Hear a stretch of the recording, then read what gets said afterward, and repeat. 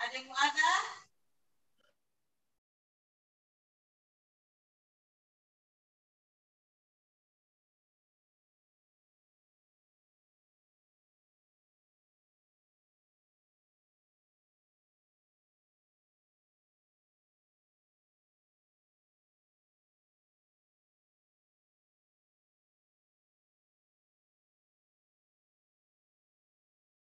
National Nurse Education Program.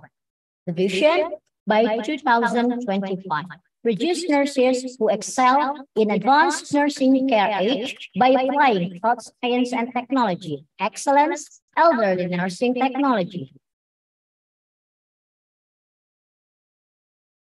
Diplomacy of Midwifery. Vision, produce the midwifery associate graduates who excel in midwifery care on the basis of gender-responsive approach with the effective technology by the year 2021.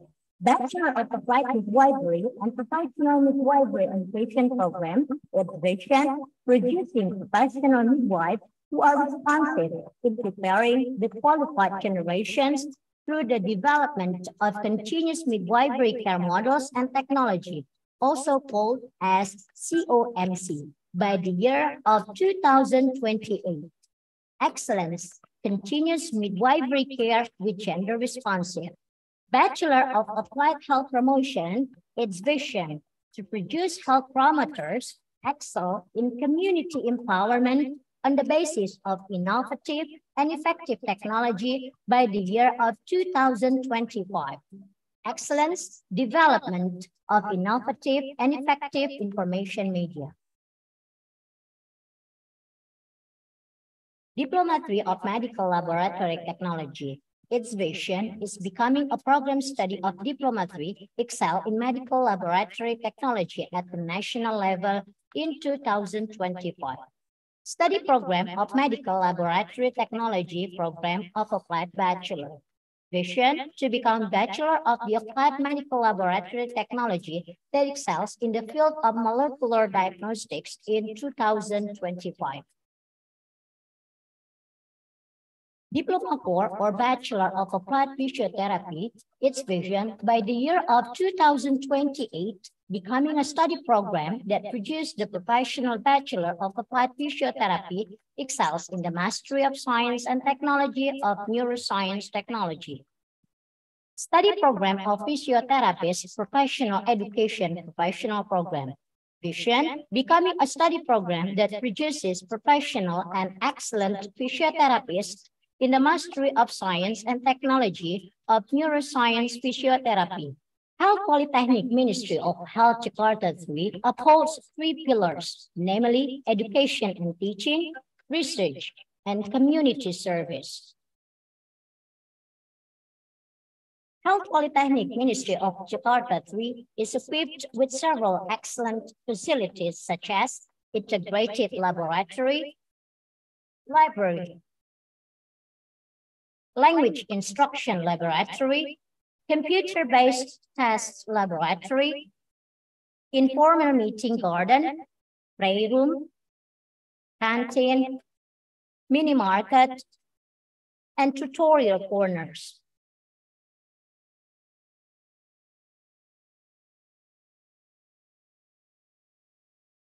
Partnerships and achievements. Health Polytechnic Ministry of Health Jakarta 3 has established partnerships and collaborations with several educational institutions and others, both domestic and overseas.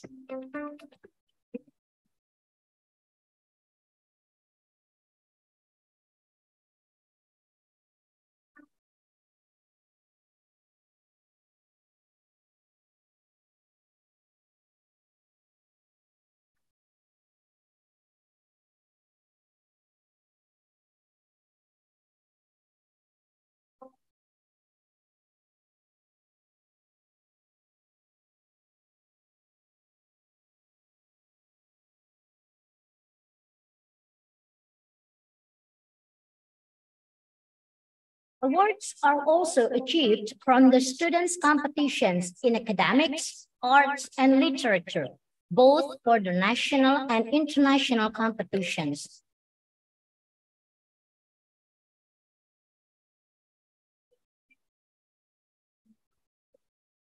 Health Polytechnic Ministry of Health Jakarta 3, leading in quality.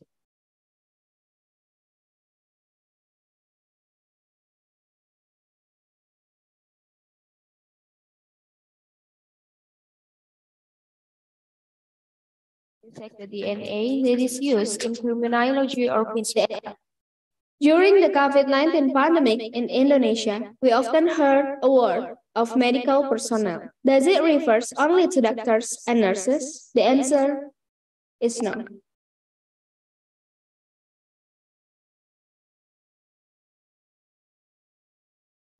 It's me.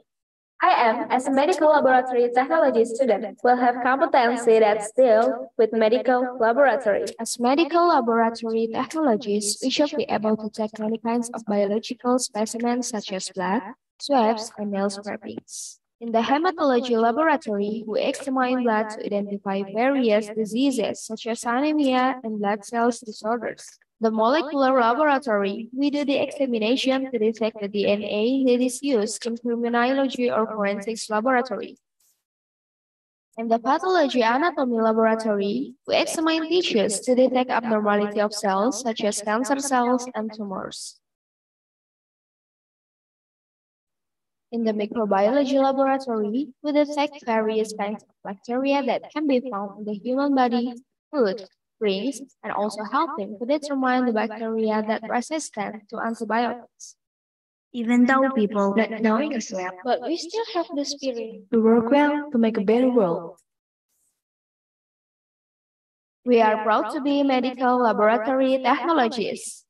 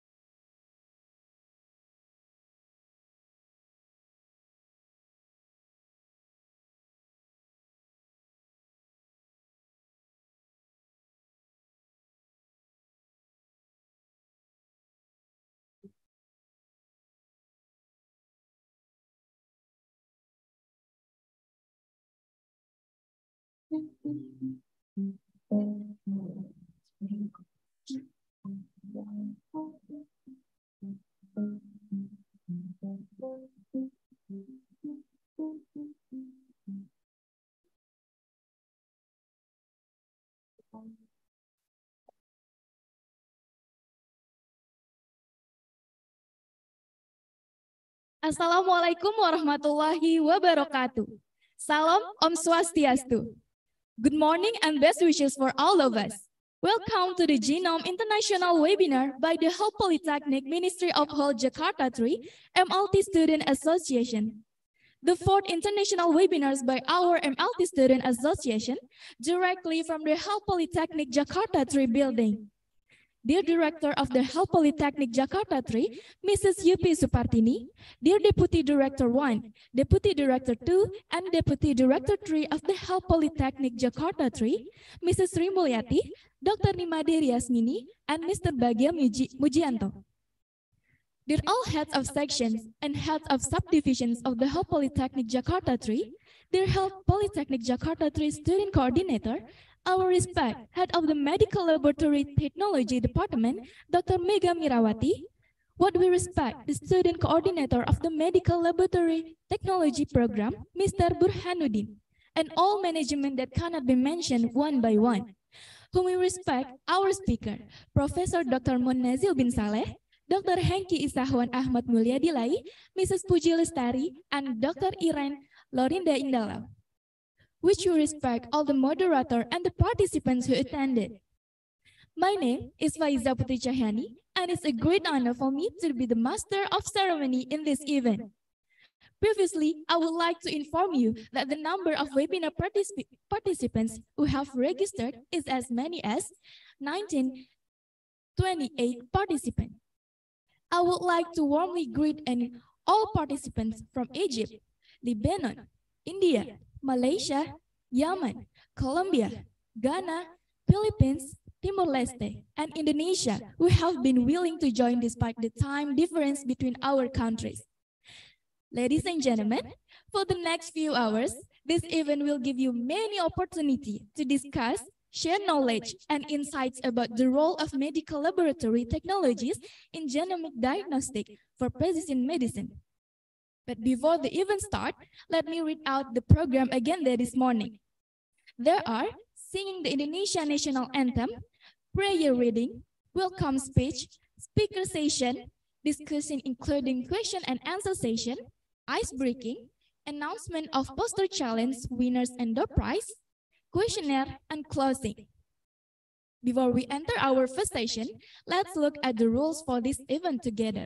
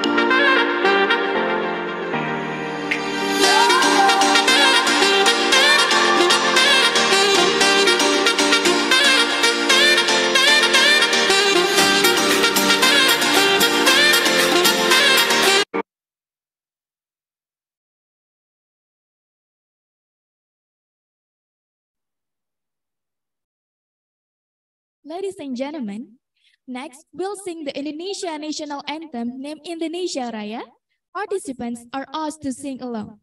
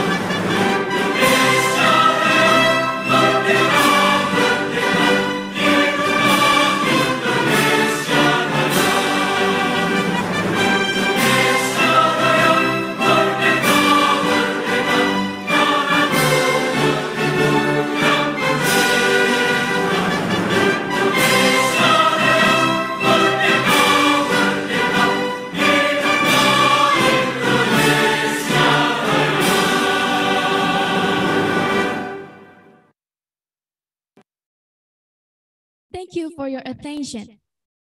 First of all, let us thank to our Lord who has given us blessings and mercy so that we can gather in this event. I hope all attendees are healthy and in good spirits.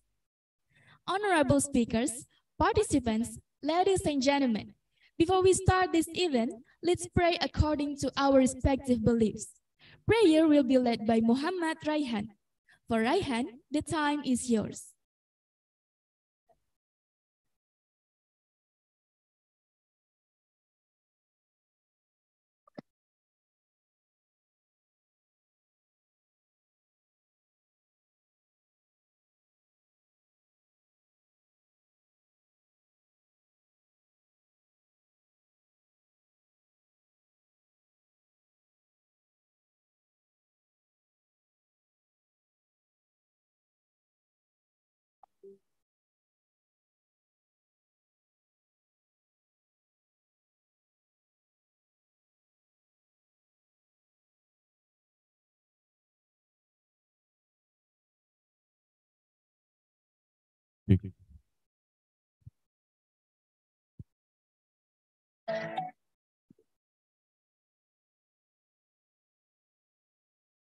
Assalamualaikum warahmatullahi wabarakatuh. This prayer we lead in Islam, for order can adjust to this respective belief. Let's take a moment to lower our heads together. Munajat obedience so that our activities today are blessed and run smoothly. Bismillahirrahmanirrahim. Allahumma sholli ala Muhammad wa ala ali Muhammad. Oh Allah, today we are about to host a Genome International Webinar 2023. By asking your approval and permission, bless our step and this Demakira in the value of worship and the value of knowledge that is beneficial to us. Oh Allah, you are the one and the most unifying. We ask that you strengthen the unity between us. Don't let there be division between us. We want to be strong in unity so that it can be useful for this religion, country, and nation. Oh Allah, you will forgive all our sins, the sins of our parents, the sins of our leaders, the sins of our warriors, our predecessors, and the sins of the people.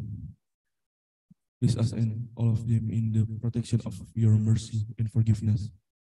Oh Allah, you are the one and who answer prayers. Please grant our prayers and requests. Rabbana atina fid dunya hasanah wa fil akhirati hasanah wa qina azabannar. Subhana rabbika rabbil izzati amma yasifun. Wassalamun alal mursalina walhamdulillahi rabbil alamin. Amin amin ya rabbal alamin. Wassalamualaikum warahmatullahi wabarakatuh.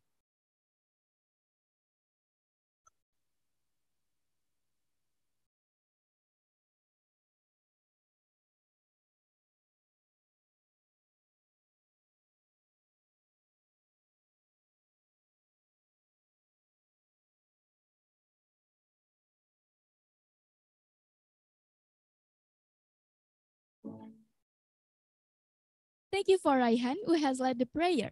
May God make this event useful for all of us and the event will run smoothly and conducively. Ladies and gentlemen, without further ado, we please the Chief Executive of the Genome International webinar to deliver her opening remarks. For Shifa Hayati, the time is yours.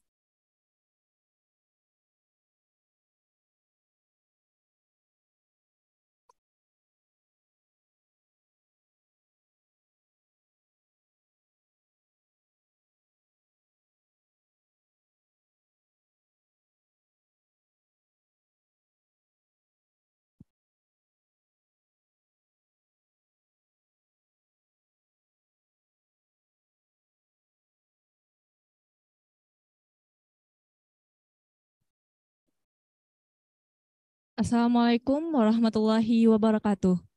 The Honorable Director of Health Polytechnic Jakarta 3, Mrs. UP Supartini, SKP MSc. What we respect, First Deputy Director of Health Polytechnic Jakarta 3, Mrs. Sri Mulyati, SPD MKAS. What we respect, Second Deputy Director of Health Polytechnic Jakarta 3, Mrs. Dr. Nima Deryasmini, SKP MKAS SPCOM. What we respect, Third Deputy Director of Health Polytechnic Jakarta 3, Mr. Bagia Mujianto, SPD MKAS. What we respect, all heads of divisions and head of subdivision of Health Polytechnic Jakarta 3. What we respect, Student Coordinator of Health Polytechnic Jakarta 3. Our respect, Head of the Medical Laboratory Technology Department, Mrs. Dr. Anda Mega Mirawati M. Biomed. What we respect, the Medical Laboratory Technology Department Student Coordinator, Mr. Burhanuddin MSc. The Honorable Mr. Professor Dr. Muhammad Nazil bin Saleh from Malaysia. The Honorable Mr. Dr. Hengki Isahwan Ahmad Mulyadilai from Malaysia. The Honorable Mrs. Puji Lestari SSC M. Biotech from Indonesia. The Honorable Mrs. Dr. Iren Lorinda Indalau SSC MSc PhD from Indonesia. The Honorable, all the lecturers and organizers who have helped with their heart so that we can carry out the event today, and all the management that can be mentioned one by one.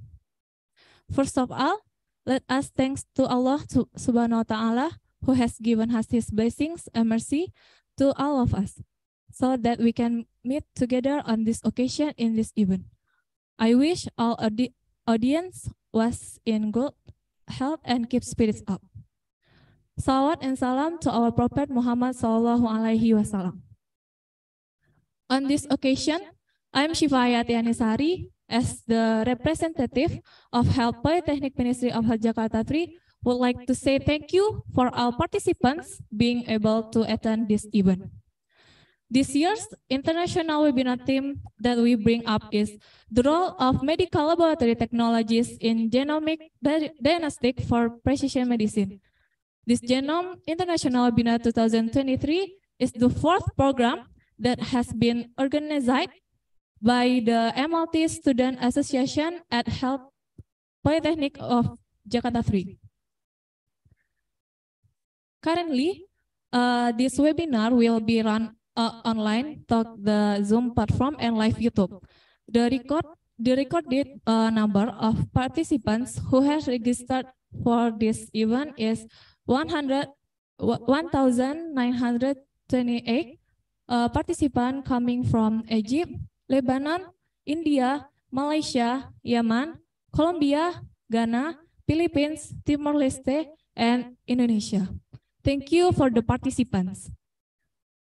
Hopefully, this event can run smoothly as it should be, and we can get the benefit from this knowledge and experience. At last, thank you for the committee for working hard and trying to make this Genome Webinar International MRT run successfully. Wassalamualaikum warahmatullahi wabarakatuh.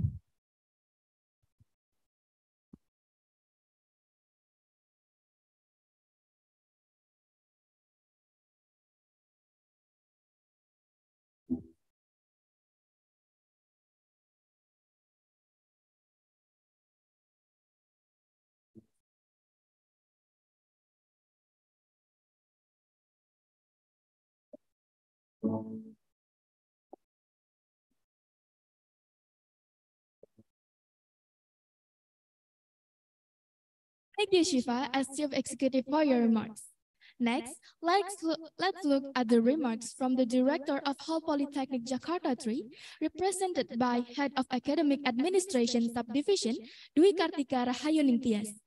For Mrs. Dwi Kartika Rahayuning Tias, the time is yours.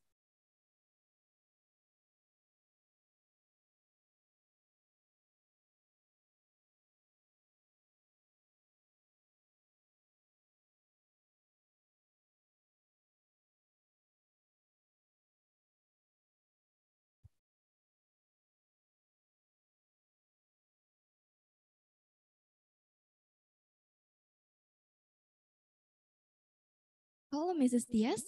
Are you ready?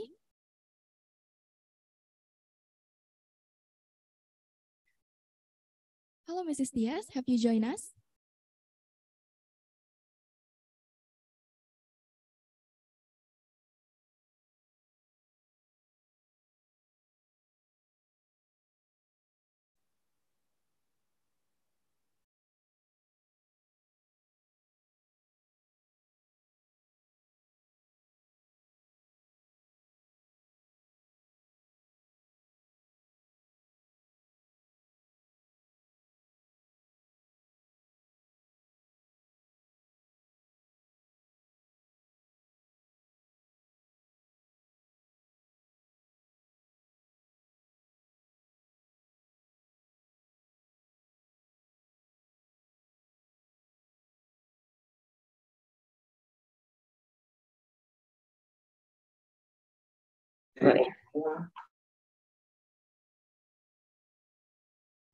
Bukan Ani. Bisa dibuka nanti buat sendiri.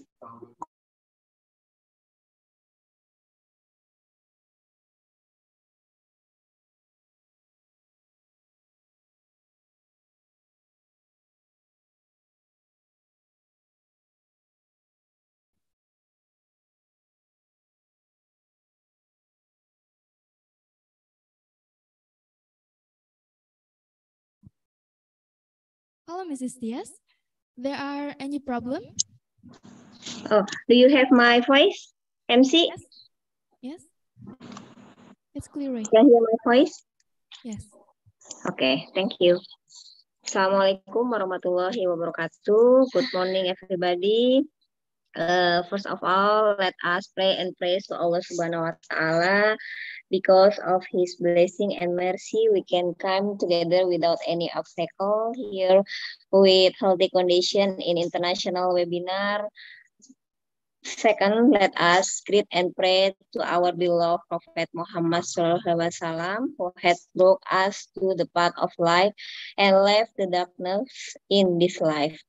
The Honorable Director of Health Polytechnic Ministry of Health Jakarta 3, Mrs. Yupi Supartini, SKP MSc, the Honorable Mr. Bagja Mujianto, SPD MKes, Third Deputy Director of Poltekkes Kemenkes Jakarta 3, but on behalf of Mrs. Yupi Supartini, SKP MSc, and Mr. Bagja Mujianto, SPD MKes, I am sorry that Mrs. Yupi Supartini, SKP MSc, and Mr. Bagja Mujianto, SPD MKes, cannot join us today because they have another occasion that cannot be missed. The honorable speaker of this on this webinar from Malaysia, Professor Dr. Muhnazil Saleh. We've met before, Prof, in Lombok when we signing MOU. The honorable speaker of this webinar from Malaysia, Dr. Henki Isawan Ahmad Mulyadilai. The honorable speaker of this webinar from Indonesia, Puji Lestari SSI M Biotech. The honorable speaker of this webinar from Biomedical and Genome Science Initiative, BGSI, Ministry of Health of the Republic of Indonesia, Dr. Irene Lorinda Indalao, SSI, MSc, PhD, Indonesia. The Honorable Head of Medical Laboratory Technology Program, Dr. Anda Mega Mirawati, MBiomed. The Honorable Student Coordinator of Medical Laboratory Program, Nursing Program, Obstetric Program, Physiotherapy Program. The Honorable all participants in this webinar from Indonesia, Malaysia, Filipina, and Timor-Leste. Ladies and gentlemen, before we get started, I would like to express my appreciation to the all speakers with their expertise, Professor Dr. Mohnazil Saleh, Dr. Henki Isahwan Ahmad Mulyadilai, Puji Lestari SSI M Biotech, Dr. Irene Lorinda Indalao SSI MSc PhD. We could not have done it without you. This webinar is one of the activities from HMJ TLM, Student Union of Medical Laboratory Technique, program in Poltekkes, with the theme The Role of Medical Laboratory Technologies in Genomic Diagnostic for Precision Medicine. Various new methods and technologies have been developed to obtain accurate and precise health information, such as polymerase chain reaction or PCR-based methods, sequencing, and microarrays. This development is also being initiated in Indonesia in support of the 4.0 industrial revolution era as the application of precision medicine. This development is in the form of new detection methods and instrumentation in production accurate diagnostic. This new or modified detection method, in order to be accepted as consideration for the diagnostic, must comply with the statistical principle of a diagnostic accuracy. Diagnostic accuracy is used to prove the method is capable of determining diagnostic results so that accurate disease conditions are obtained. This development is something that will develop rapidly in the future so that molecular diagnostic is needed for its development in Indonesia. In addition to diagnostic, the use of genetic or genomic-based molecular tests plays a role in helping to provide information for investigation, early detection, screening, and targeted therapy for blood cancer, leukemia in children. As a medical laboratory professional or other suitable laboratory professional, the ability to collect and properly handle specimens is of paramount importance. Specimens taken and used in the process of disease diagnosis can be in the form of blood, serum, plasma, urine, or tissue, genetic material, and others. A doctor's diagnosis is greatly influenced by the specimen examined by medical laboratory personnel. Therefore, the field currently requires trained medical laboratory professionals with a strong biomedical science and medical laboratory science background and a true understanding of the technologies used in test development that can bridge the current stage of practice with the ongoing developments in high complexity testing. The purpose of this webinar is to provide knowledge regarding to the development of molecular diagnostic, namely precision medicine in the field of medical laboratory technology. I hope all the participants can get the benefit of this international webinar. I hope that we will have another occasion to the all expertise in this international webinar. Well, I don't want to take too much of your time. I need to hand over it to Ms. Faiza, our today MC. I would like to say once more on behalf on this seminar organizer, welcome to you all. It is great to see so many of you here. There is 30 participants in this webinar international. Thank you very much. Wassalamualaikum warahmatullahi wabarakatuh.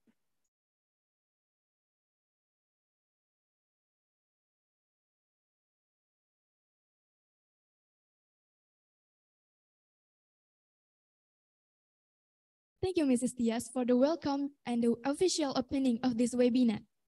Before we proceed to our next session, we will do the documentation first. Therefore, participants are expected to turn on their camera.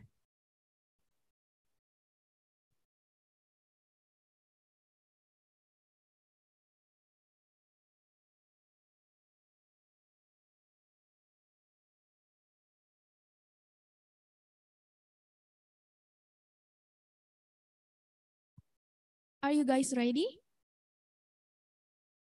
All right, I will count for the first slide. 1, 2, 3. For the second slide, 1, 2, 3. For the third slide, 1, 2, 3. And for the fourth slide, 1, 2, 3. Well, thank you to the participants and also the IT team. Before we move on to our main event, let's take a look at the video flashback from the Genome International Webinar 2022.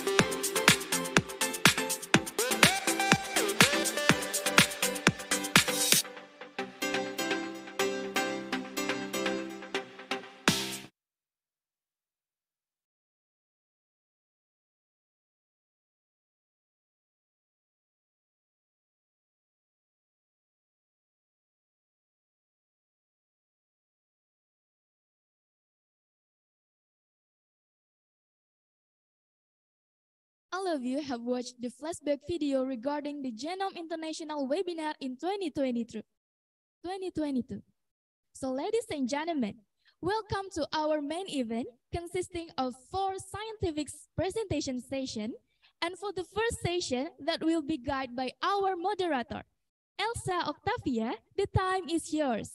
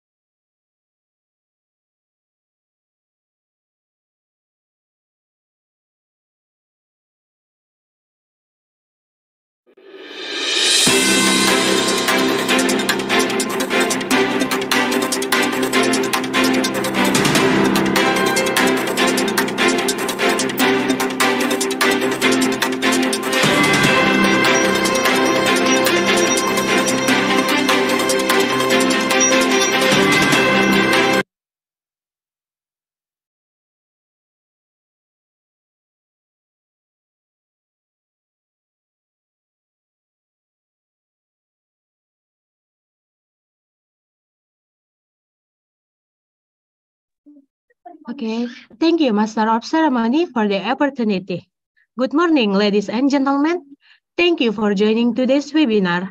Before we start, I would like to introduce myself. My name is Elsa Octavia, as Medical Laboratory Technology student of Health Polytechnic Ministry of Health Jakarta 3. And I will be the moderator for the first topic of today's Genome International Webinar session. Our first topic today's webinar will be discussing about genomic information in precision medicine, evolution, and future direction. Precision medicine is an attempt to understand how gene variation affect human health. Genetic variation not only contribute to physical characteristics such as height and hair color, but also influence the possibility of humans getting their certain disease. Genetic variation also influence how humans respond to medication and other intervention. For the full material, we will listen to the material directly from our speakers. To the first speaker, Mr. Dr. Prof. Muhammad Nazil bin Saleh. Have you joined us, Mr.?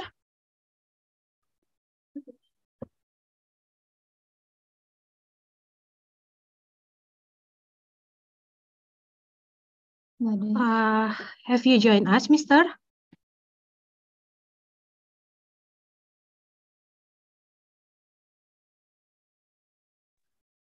Can you hear me clearly, Mr. Prof. Nazil? Hello. Hi. Hello, Mr. Can you hear me? Yeah. Okay. How are you today, Mr.? It's good. I'm great. I hope you too, all of you, in good condition over there. Okay, thank you, Mr. And today we are going to listen to the material on the topic of genomic in precision medicine, evolution, and future direction. For the first topic, our speaker is Mr. Prof. Dr. Muhammad Nazil Saleh.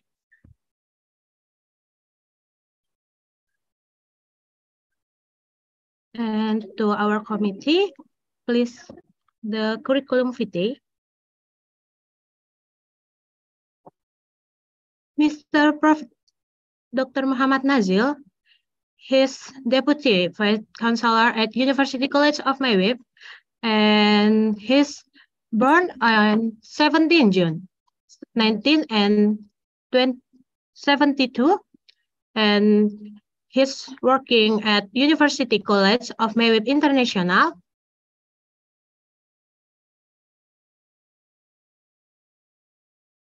And he's have work history on first Deputy Vice Chancellor 20 and 19 until now, academic and internationalization, University College of Mayweather International, and interim then September 20 and 22 until now, Faculty of Health Science, University College of Mayweather International, and adjunct professor, School of Medical Laboratory at Polytechnic Medical Pharma Husada Mataram, Indonesia, President-elect ASEAN Association of School Medical of Technology, and Council members, Malaysian Institute Medical Laboratory Science.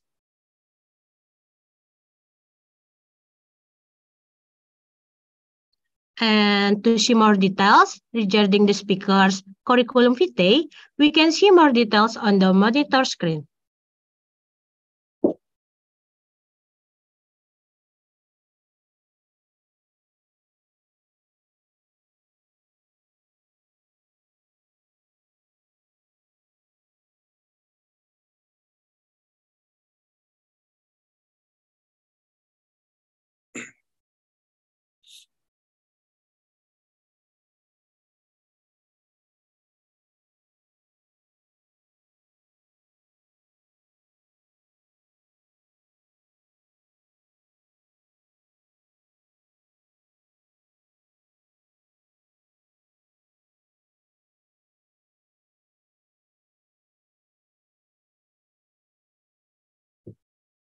Okay, before we start your presentation, let me deliver something to our participant.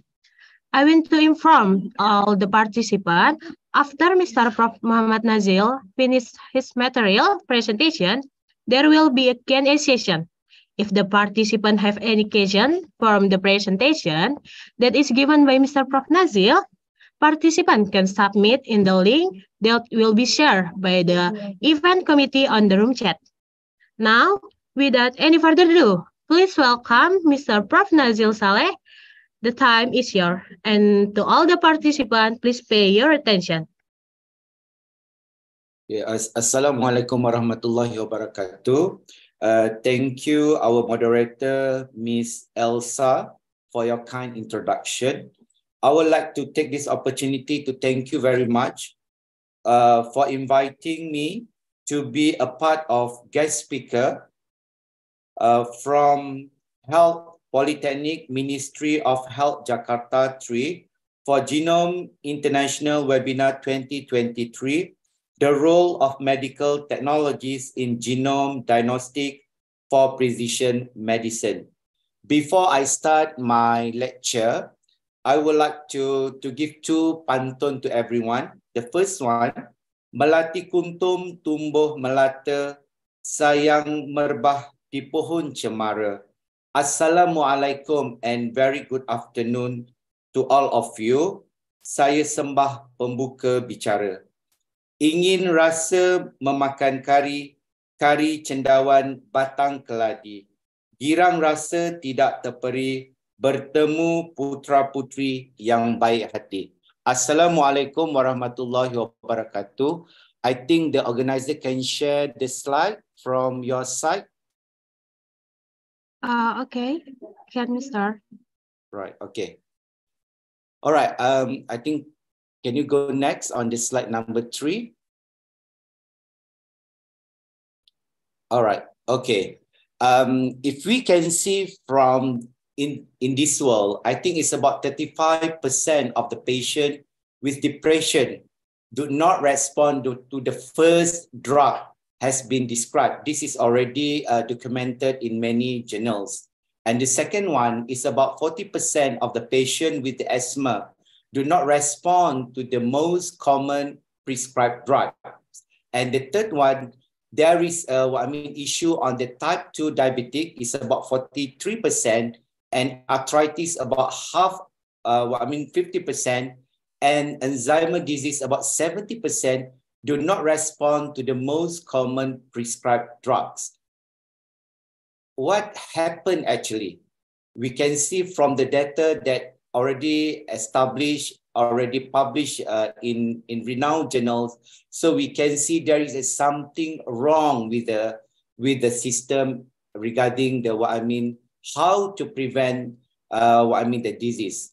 So from that, you can see it's a very important that we can see the whole genome. So you can see from the right, left and right is the genetic material that we inherited from our parents. So this is already established. Everyone know about the 23 pair of the chromosome. From that, we know the XX for the female and XY for the males. Okay, next slide. From that, we also know that a single nucleotide polymorphism causes changes in physical appearance. For example, we're talking about the curly hair in the family, for example. We're talking about the physical appearance. We're talking about the shape of your face. We're talking about the size of our body, for example, and also other things that we can look on the phenotype. This is I think it's a very common, and it's a common research has been done and already approved quite, I think, more than 20 years back. Okay, the next slide. So from that, the people look into the way how to discover the drugs design and trial. So we know long time ago, we're talking about the way how they design the drug. They're talking about from the labs. They're talking about from the preclinical. We're talking about the clinical trials, and then taking about so ages. Yes. So from that, they look on the decision to develop a new drugs. They're talking about the cell assay, how to develop the things, how to test from one animal to another animal and also the species. And then they're talking about the test and also to identify the compound. It's not only that, they have also to understand from where they get the raw material as well. For example, we're talking about natural product, for example, the raw material, for example, we're talking about Centella acetica, for example, we're talking about pegaga. It's a very good on the skin. How they get the source of the raw material. And then we're talking about the animal models. How they create the animal models, 100%, at least as 99% miming to diseases. And then they look on the cost evaluation and also the large scale production, either is viable or not. This is a very important before they go into the phase 3 to ensure that efficacy and also the safety before the product available in the market. So we can see recently how the COVID-19, they're talking about the vaccine, the production of vaccine, either using the genetic engineering products or using the mRNA vaccine product. This will be the new issue that people discuss seriously in this era. Next slide. From that, we already understand that the principle of personalized or precision targeted medicine is very important. I believe a long time ago, I think about 20 years back, people look into the drugs. For example, you're having headache, for example, only taking one paracetamol, for example, that is not accurate up to this point. That's why people look into the same diagnosis, the same prescription, but it's a different targeted. We're talking about the drugs toxic, but benefit. They're talking about the drugs not toxic and not beneficial. And they're talking about the drugs toxic, but not benefit. And also they're talking about the drugs not toxic and also given beneficial. For example, we're talking about certain drugs and how we sure that there is 100% efficacy when we're talking on that particular drugs. Because every single human, either is children, teenagers, and also elderly, they have a different metabolism and different way how they react into the chemicals. Next slide. So from that, it's a very important. I think Ms. Moderator already mentioned about definition of precision medicine. We can say it's a very important to understand how about the precision medicine stand to deeply transform healthcare to tailoring care precisely to the individual. What I mean is different people, they have a different metabolism and we have to treat them differently. It's not like a cumulative population. That's why it's a very important to look into that.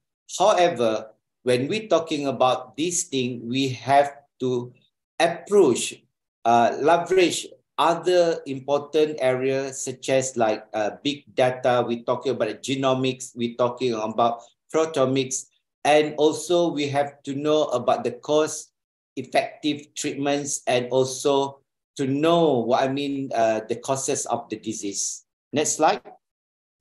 So from that, the future drugs development, they do some modification from the decision to develop the drugs, and then they look on the genetic study is a very important. Now this, you're talking about anything about microbiology, we're talking about the biochemistry, we're talking about anything in related diseases.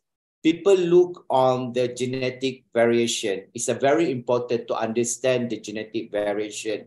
On top of that, there is an important element we're talking about the bioinformatics assessment to the drug as well. From that, they know either the modeling, the trajectory in terms of the future of this drug, either is 100% effective after people taking the specific drug. And then from that, they also to understand about the bioinformatic testing of the animal models toxicity.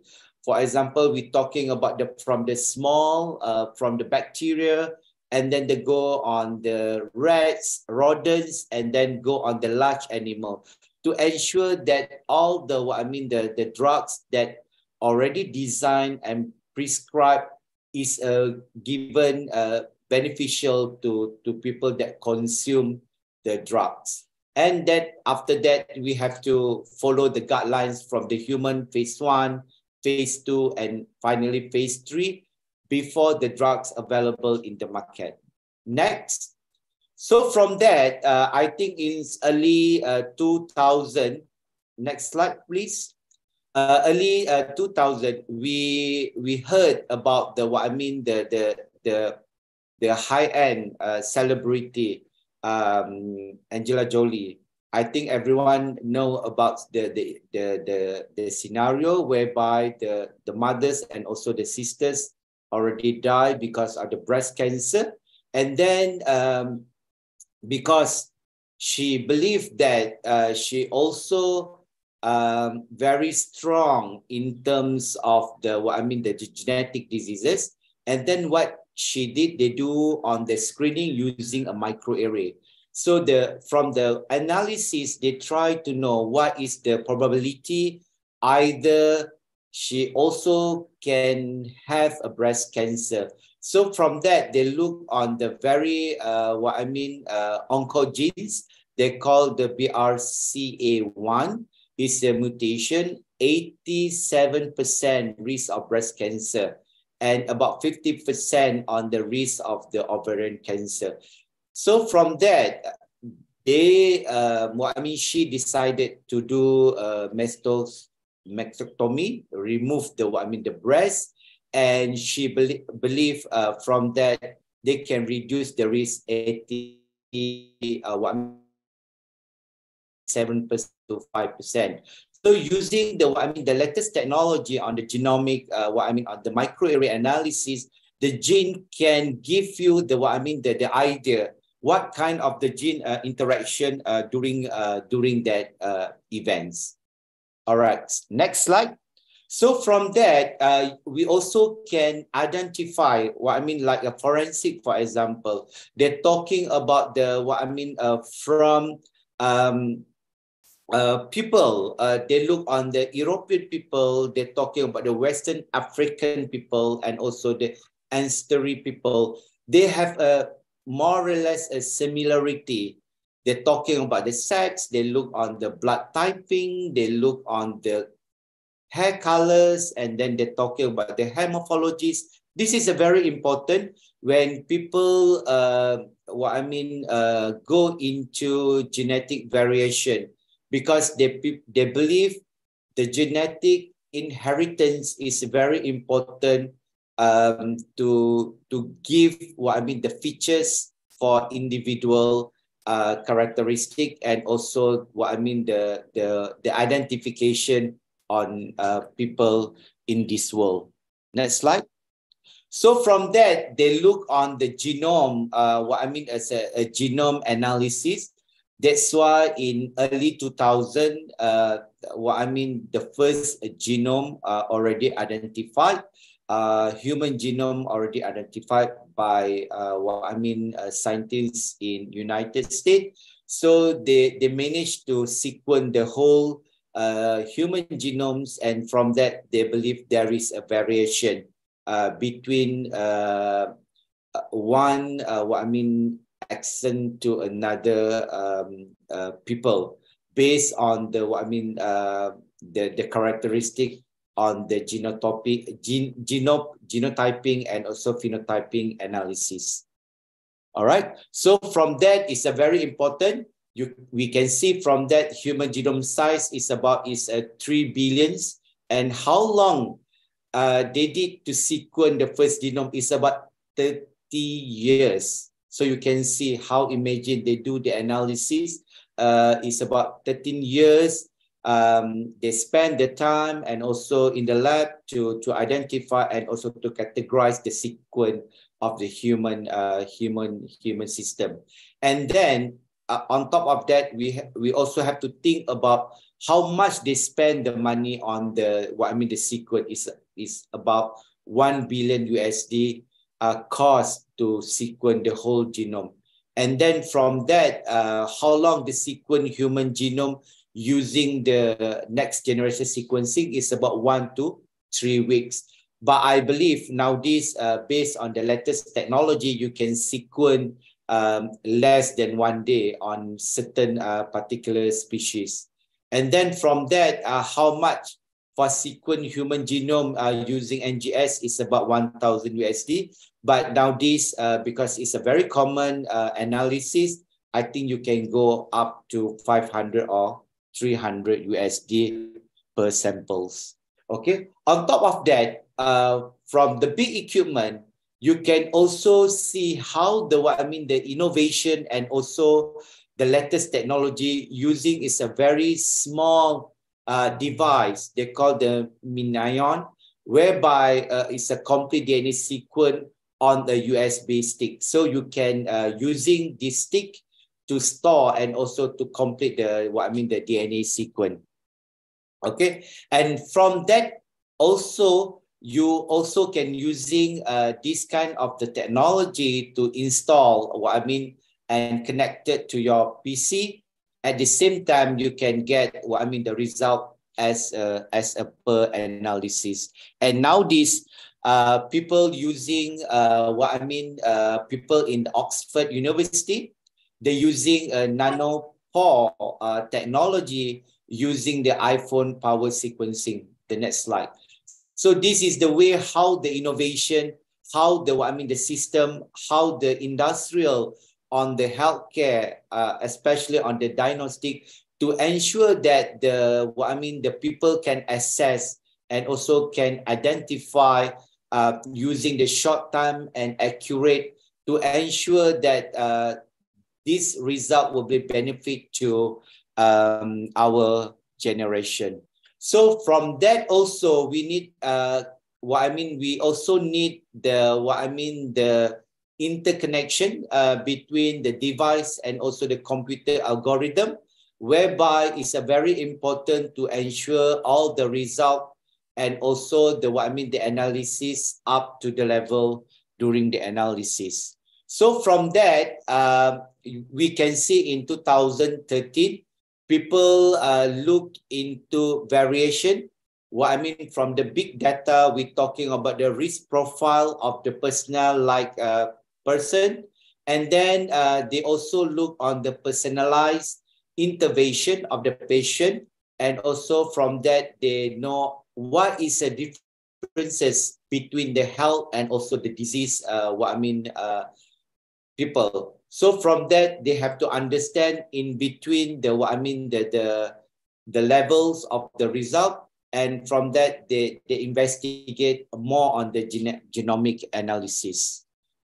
From that, now we're talking about the 2023 during the pandemic to starting 2019, people start exploring new things. We're talking about the way how the system, how the country in the world using the the phone to detect on the certain diseases. We're talking about, for example, in Indonesia last time they're using apps they call like Peduli Lindungi, Peduli Lindungi. We're talking about that things. Now they move to the Satu Sehat, right? You have a Satu Sehat where you can see all the information about your basic health information in your system.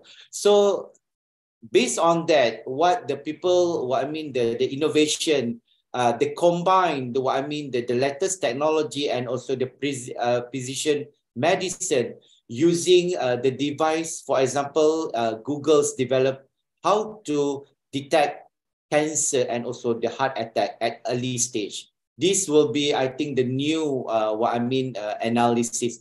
We're talking about the pills.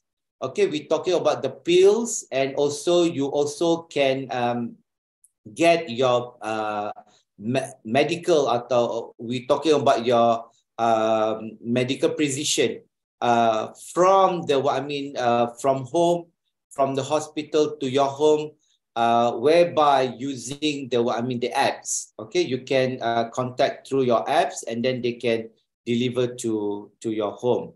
We're talking about the patch, the way how to people to sense to the body human, for example. This is the latest the technology. By the patch, they can look and enable the pills as well, either you are in the good rest or not. All right. It's not only that. I think up to this point, there is a lot of the technologies and also device application available, and is integrated between genomics and also proteomics, whereby people can access all the information using the device. So from that device, it can trigger or can indicate the healthcare of your body system in the future, or daily monitoring. It's not only that, they also can we can have a look in terms of the portal analysis. The system now we talking about the AI.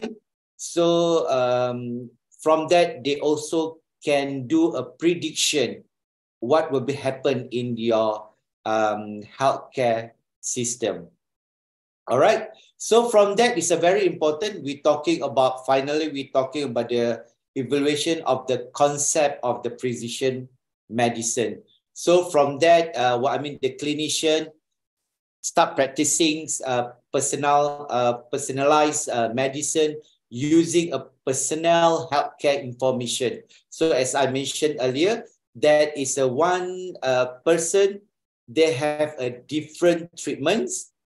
It's not like population, categorization, whereby they have to treat one by one. And we believe that the genetics and behavior is a very close related. And also others, we're talking about the environmental. That's why after the post COVID-19, we can identify the problem on the health mental all of a sudden arising because a lot of the environmental factors involved in the people issue. Okay, so from that, I think in 2015, the first in United States, from the previous president of the United States, the Obama already mentioned about mandatory in United States in 2015 is a personalized medicine approach. It's not like they're talking about the population approach. Okay, so from that we can identify, it's a very important, we're talking about the current medical practice involvement. We're talking about the personalized medicine in terms of the drug delivery. And also we're talking about the precision medicine, whereby is a cumulative between the patient cohort they look, and then they look on the healthy population, experimental from the organisms, and then from step by step, from the organism to the to the human, and finally to understand about the disease mechanism, precision diagnosis, and also treatment in the final stage. And from that is very important, like we can see the cycle from the genomic data analysis, and then people look on the population data, because they have to understand about the whole things, and that they have to look on the clinical data as well. So from that, they have to generate from the patient generation, and then they look on the gene expression data and also proteomics and metabolomics data. This is a very important information they have to gather from the health information up to bioinformatics analysis to understand from the genomics up to phenotypes, categorization. So from that, the people look on the, during that time, they started come up with the omics. We're talking about the metabonomics. We're talking about the metagenomics. We're talking about the pharmacogenomics. This is is a very personalized, and then they have to understand about the profile to understand from that they can understand how the gene interaction between one to another, what kind of the pathway involved in our system. All right. So from that, is already established. You can see from here, we're talking about from the clinical data up to the mutation. So in between, we can see all the the copies of numbers. We're talking about the gene expression. We're talking about the microRNAs. This is all the information data together into one, and to understand the whole system in our body. All right. So from that, you can also see has been established and also has been used. Example on the precision medicine in the world. We're talking about from the cancer up to the from cancer up to the psychiatrists as well. So they know what kind of the biomarkers, and then how to do the intervention and also the disease as well. So from that, we can summarize like the personalized healthcare in the system, in our system. From your individual biodata, we can see the risk factor patterns, and from that we can do the multi parameters personalized profile, and finally from that they do the categorize, and then look on the personalized intervention every single human. Either we're talking about the pharmaceutical, we're talking about the lifestyle, and we're talking about nutrition. All right, so from that, people can look from previous, we're talking about the symptom base. Now, after that, we're talking about the pattern base. After that, we're talking about the algorithm base, whereby they do the projection on the future. So from that, a lot of bioinformatics will be get involved in the system. And from that, I believe it's a very important analysis on the genomics. This thing will be, you can see from the slide number 35, where people look on the big data, or on the 2025, they are using is the big storage on the analysis. Okay, next slide. So from that, I think the first coding, as I mentioned, in 2003, 2000 up to 2003 on the human genomes, and then now they look about 22 billion articles available in the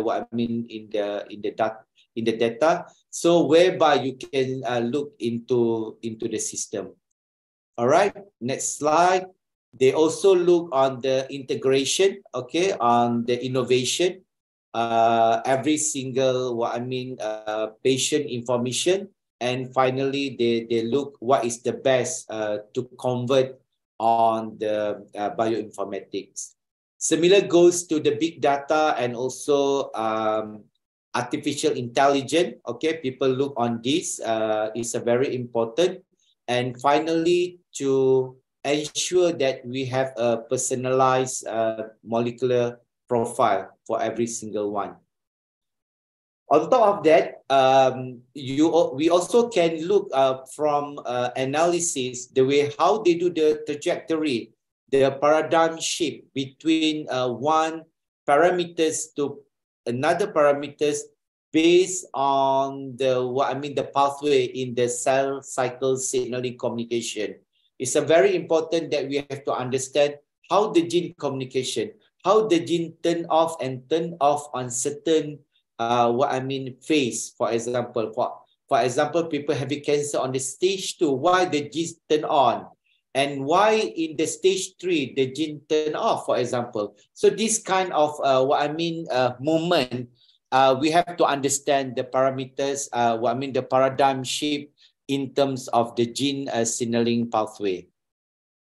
And finally, we can see the pattern diagnostic as well. So from here, they look on the pattern and also the way how they do a grouping in terms of the multi-molecular analysis, and they do the clustering accordingly to the disease. And before I, okay, and next slide. Okay, before I end my presentation, let us see the slide. I think can you back to the second before? Okay, there is a video on it. Can you play the video?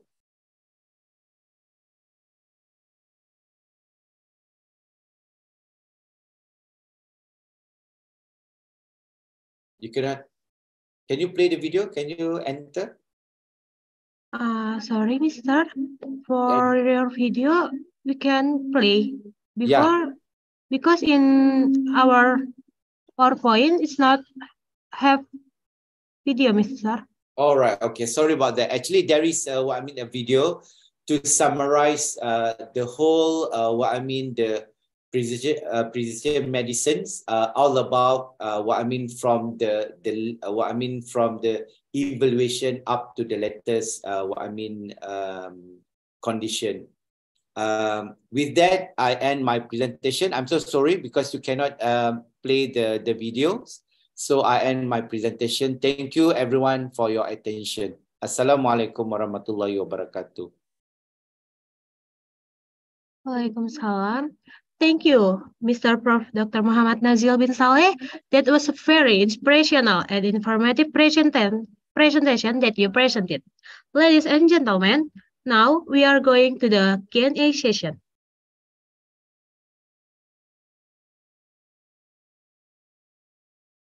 Now, I will read the question for our current topics.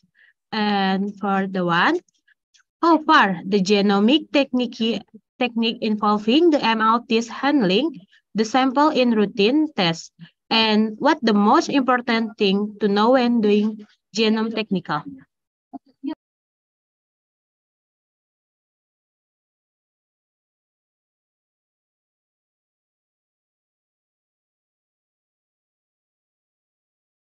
Okay, sorry, Mister, you can hear me?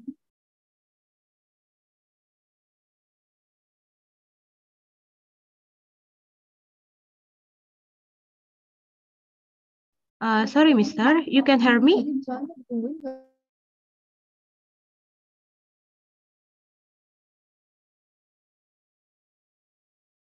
All right, okay. Because it's unmute previously. Okay. All right. You're talking. It's a very good question. We're talking about the MLT. The medical technologies personnel handling on the genomic. I think is now these people start moving from the conventional diagnostic to the latest technology using a device. And I believe in the curriculum of how we teach the new generation, the student medical tech, they have to understand about the whole latest technology. We're talking about from nowadays we're talking about the real-time PCR. We're talking about the PCR, and then after that we're talking about the new techniques on the way how we do a DNA sequencing, for example. So all these things need to be teach in the curriculum. So to ensure that the students are capable to understand the principle of the latest technology. Because in the future, people using everything in the the innovation, people using the device that to allow the student skills and also understanding how to run and how to interpret the result using a latest technology. So that is my advice. However, depends on the one country to another country when they design or look into the curriculum. But I believe in Asia country we are moving from the conventional techniques to the latest technology on detecting diseases, because at the end of the day we can get the very accurate and also very precise in terms of the result. Thank you. Okay, thank you, Mr. for the good answer. Maybe we can next to the last question. The question is, how important in silica or bioinformatics or docking technique for knowing the best compound for cure the disease? We know in the past years ago, this technique was still not developed yet. All right, it's a very interesting question. You're talking about the in silico and also bioinformatics. I think nowadays, world in terms of diagnostic, we are moving to reality. People talking about now, we're talking about the AI. All right, so this kind of technology will be integrated with our knowledge to ensure that we are ready and also we can, accelerate in terms of how to analyze the result or the data that we receive from the device. Because I believe, for example, if you look on the AI nowadays, they can give you the prediction what will be happen next, for example, based on the data that we share with them. So this is the way people look into it.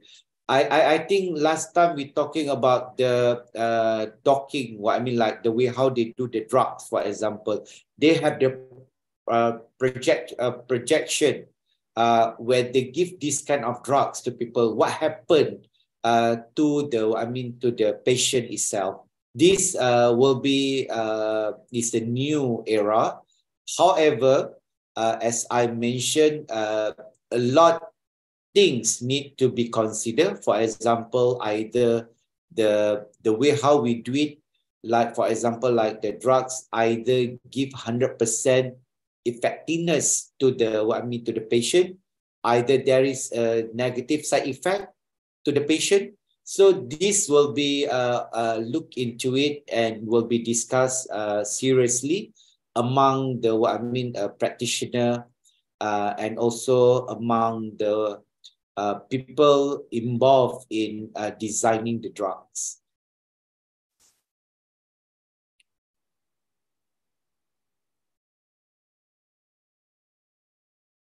Okay, thank you, Mr. Prof. Nazil, for providing us good answer. Okay, thank Maybe you. the last question is, Mr. Here we can conclude that many patients don't respond well to treatment due to the lack of patient ability to receive treatment and due to some bad external factors. But currently, there are many research innovation related to this as understanding precision medicine. Precision medicine stands to deeply transform healthcare by tailoring care precisely to the individual, taking into account such personal characteristics as ethnic, local environment, exposure or immunization history, and more. And thank you so much, Mr. Prof. Nazril bin you, Saleh, everyone. for your Thank you, everyone. presentation and attending this event. Elsa, as the first moderator, would like to say Thank you and goodbye, Mr. See you in Genome International Webinar 20 and 24. Thank you. Thank you, Mr. Now, for the rest of this event, I will return to our Master of Ceremony.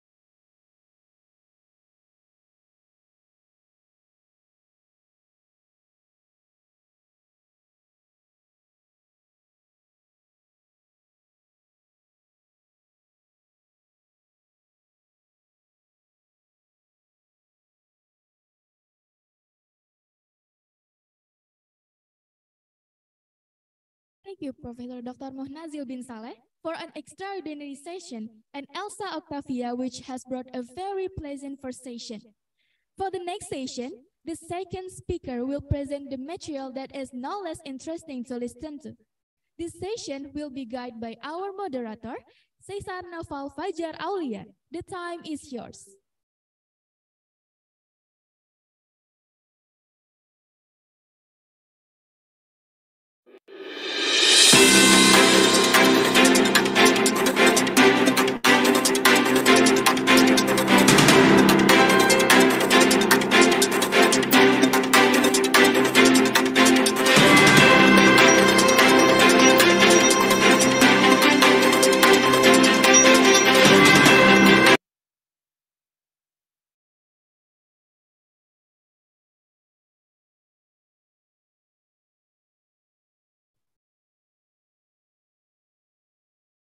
Thank you, MC, for the opportunity. Good morning, ladies and gentlemen, and thank you for joining today's webinar. Before we continue on with our session, I would like to introduce myself first. My name is Kaisa Novel Fajar Aulia as a medical laboratory technology student of Health Polytechnic Ministry, Jakarta 3, and today I will be the moderator for our second topic of the day. For our second topic of the day, we will be discussing about precision medicine in hematology and oncology disease, specifically leukemia. Now, a precision medicine is an attempt to design a precise medication for an individual patient based on their predicted response or risk of disease. But how does exactly a precision medicine correspond with leukemia? To answer these questions, let us join our second speaker, Dr. Hengki Isahuan Ahmad Mulyadila. Dr. Hengki, have you joined us?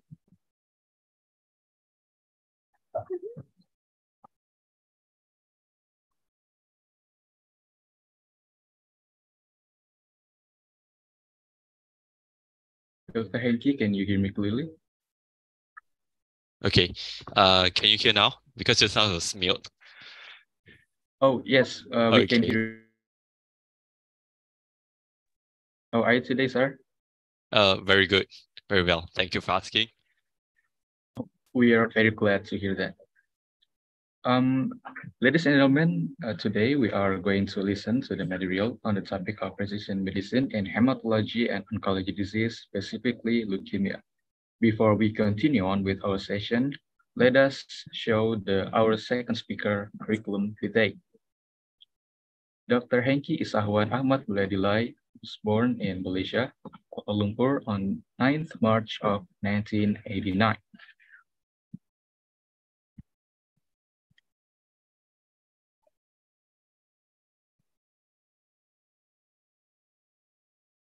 His education timeline: University of Selangor in Diploma in Medical Laboratory Technology in 2010, University of Selangor Bachelor in Medical Laboratory Science, University Kebangsaan Malaysia, Master in Health Science, Biomedical Science, major in Infectious Disease in 2019, and National Yang Ming Chiao Tung University in 2022 for PhD Science majoring in pharmacology.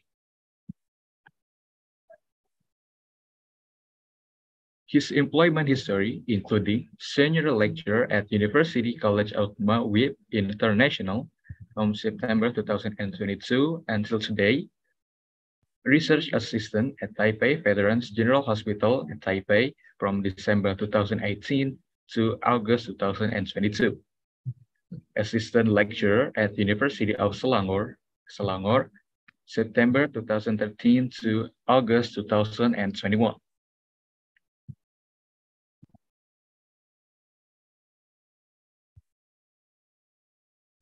Submitted various publication and proceeding.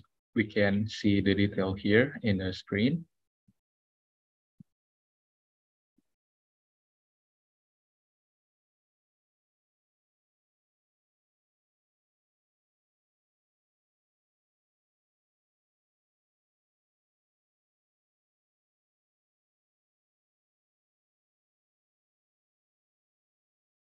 Oral presentation, including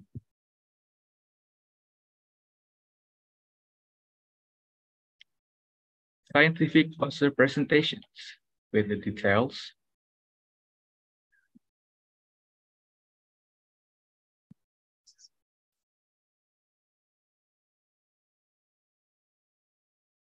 membership in academic and professional associations,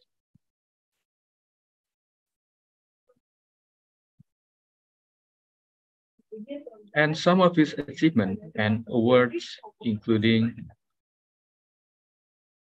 outstanding poster presentation,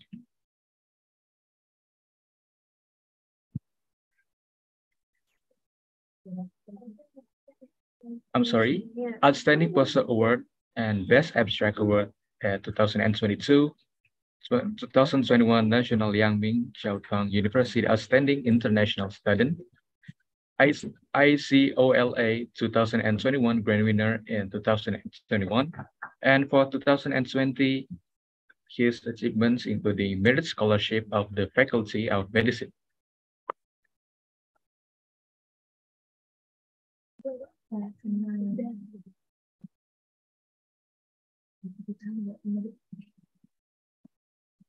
In 2029, his achievements including outstanding poster presentation and best oral presentation, also young investigator. In 2013, Vice Chancellor Award, Best Student of Faculty and Best Student of Medical Laboratory Science Program.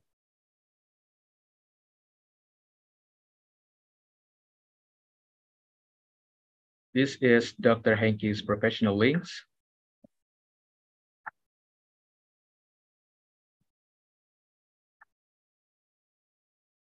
And now, ladies and gentlemen, let us continue on with our topic.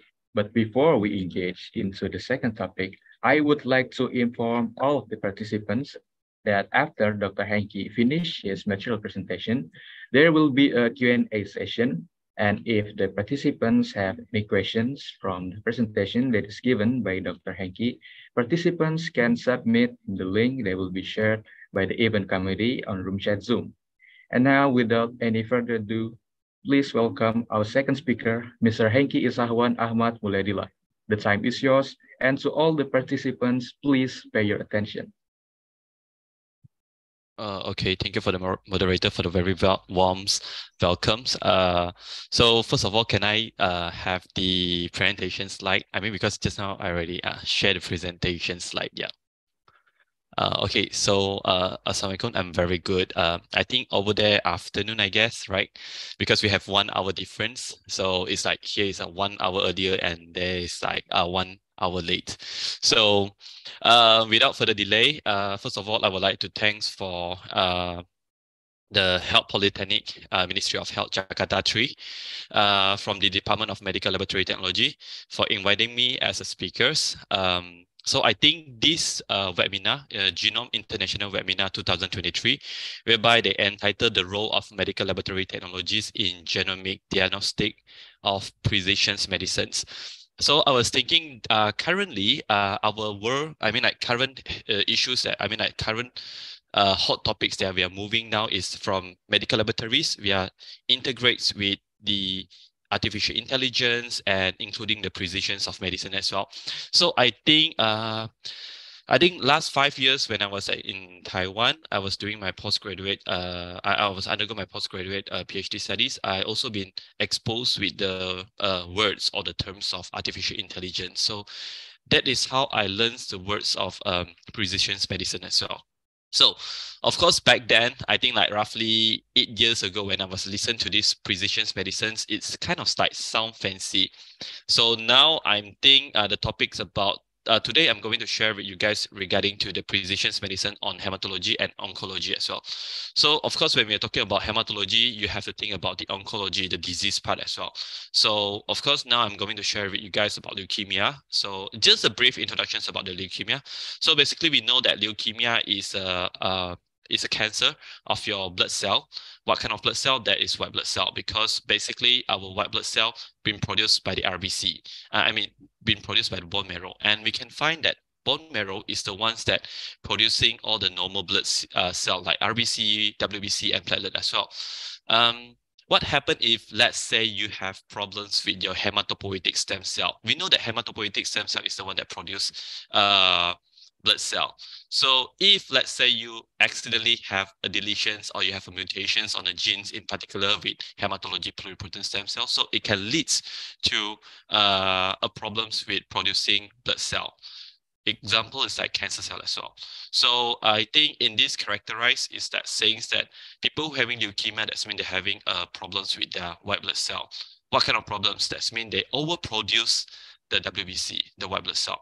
Is it good if, let's say, we produce a lot of white blood cell? Of course, it's not, because we know that in our body system, we need to have a hemostasis. That means we need to balance between the blood cell, RBC, WBC, and our platelet as well, because the main purpose of WBC, white blood cell, is to fight against infections. That's why we have a certain amounts or normal value on WBC. What if, let's say, we have too much on WBC? So thereby we have the terms of leukemia. Okay, so I think the cases of leukemia is over like 24 million cases around the world already, because as I think like every year this kind of cases of leukemia have been increasing like daily by daily as well. So part of it is like this is the most critical blood disorder or the cancer as well that causes in our body as well. I think leukemia basically stand on 20, it's a top 30 most dangerous cancers that in the world as well. Okay, next slide. Okay, now we are talking about, again, before I go in depth regarding to the leukemia, I think it's fair enough I give a refreshments or I just trigger about the understanding about this terminology of leukemia. So we have two types of leukemia. We have acute and chronic leukemia as well, right? So as I mentioned just now, we have two types. We have white blood cell. White blood cell can have 5 types of cell, different types, but to divide the majors of making the hematopoietic pluripotent stem cell, they have divided into 2. We have the lymphoids and we have the myeloid as well. That's how you define the leukemia as well. So we have the acute myeloid leukemia, we have acute lymphotic leukemia as well, and then we have chronic myeloid leukemia and chronic lymphotic leukemia as well. So judging from there, you can see that usually it's the ones that cause myeloid leukemia is the one that acute. So over there, they were saying that it's more rapidly, and then this is more towards immature cell. Okay, if let's say we are talking about acute, that's mean it's immature cell. Sometimes people are talking, they imagine if let's say acute, that's mean that it's not dangerous. It's wrong definitions, but when we're talking about acute, that's mean it's an immature WBC. When chronic, it's more towards matured types of WBC, and this is more towards the lymphoid leukemia. Okay, so over there, I also already have a chart on the survival rates between chronic myeloid leukemia and those with chronic lymphoid leukemia as well. So over here, you can see the survival rate from 2022 and 2012 is a 10 years difference, and then I compare with the currently 2013 to 2023 as well. So judging from here, you can see that why the survival rate is increasing, although I say the cancer is dangerous, because nowadays our medical is much more improvised. Okay, one of the factors is because we are using precision medicine as well. I think later on I will go through one by one of the techniques that been introduced in precision medicine as well. Okay, next slide. Sorry, can I have a next slide? Okay, thank you. Previous one, sorry. Okay, so currently, I think without talking much of the risk factors, you know that risk factors of cancer have difference, like leukemia. So sometimes people who having undergo previous cancer treatment, for example, like radiations and chemotherapy as well. So we know that although radiations and chemotherapy is treating cancer cell on other types of cancer, but it can triggers our leukemia to happen as well. So that is one of the factors as well. That's why people are saying that you are trying to cure another one, but actually you are producing another types of diseases as well. So that is why one of the reasons why people were saying that prevention is better than treatment, isn't it? Okay. And then second type is because exposures towards the chemicals like benzenes. So we know that benzene can find from where? Gasolines. Okay, so these things actually happen throughout our environment. So that's why it can happen and then can triggers internal factors and external factors as well. So now we are talking about different factors as well that can trigger in our leukemia system, and our lifestyle habit as well for those who are smoking.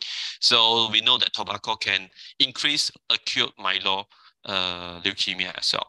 And of course, we cannot run from the terms of inherited genetic conditions, whereby I think for these precision medicines, before we having these precision medicines is like, we always think that genetic is the one of the factors. But when we did precision medicine, we found out that actually we have a lot more, wait for a while. Sorry. Okay, actually, when we are talking about these precision medicines, then we found out that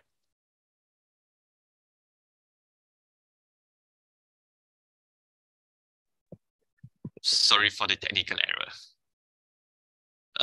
So now we are moving to the family history as well. So we know that that's why people are checking on the family history. So one of it just now, I think the previous talk is about the genetic, right? So I think over there we also mentions that the genetic also causes disease as well. It can lead towards disease. So that's why we are looking at precision medicines to investigate the possibles, or it can become a prognosis tool as well. Okay. Now I'm going to share with you guys about the conventional diagnostic methods of leukemia. So I think previously, before we started with the precision medicine, we are taking the bloods, we are looking at the history of the patients, or even doing physical examination as well, isn't it?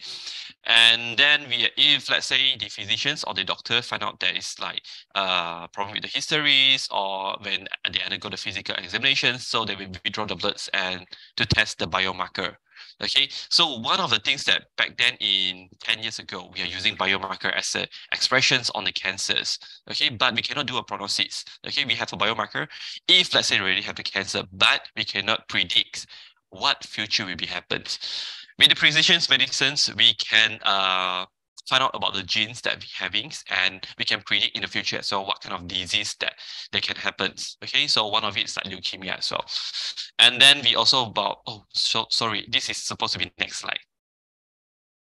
Okay, so sorry about that. Okay, now we're talking about previously that we done is including the bone marrow examination as well. Again, why we did bone marrow examination?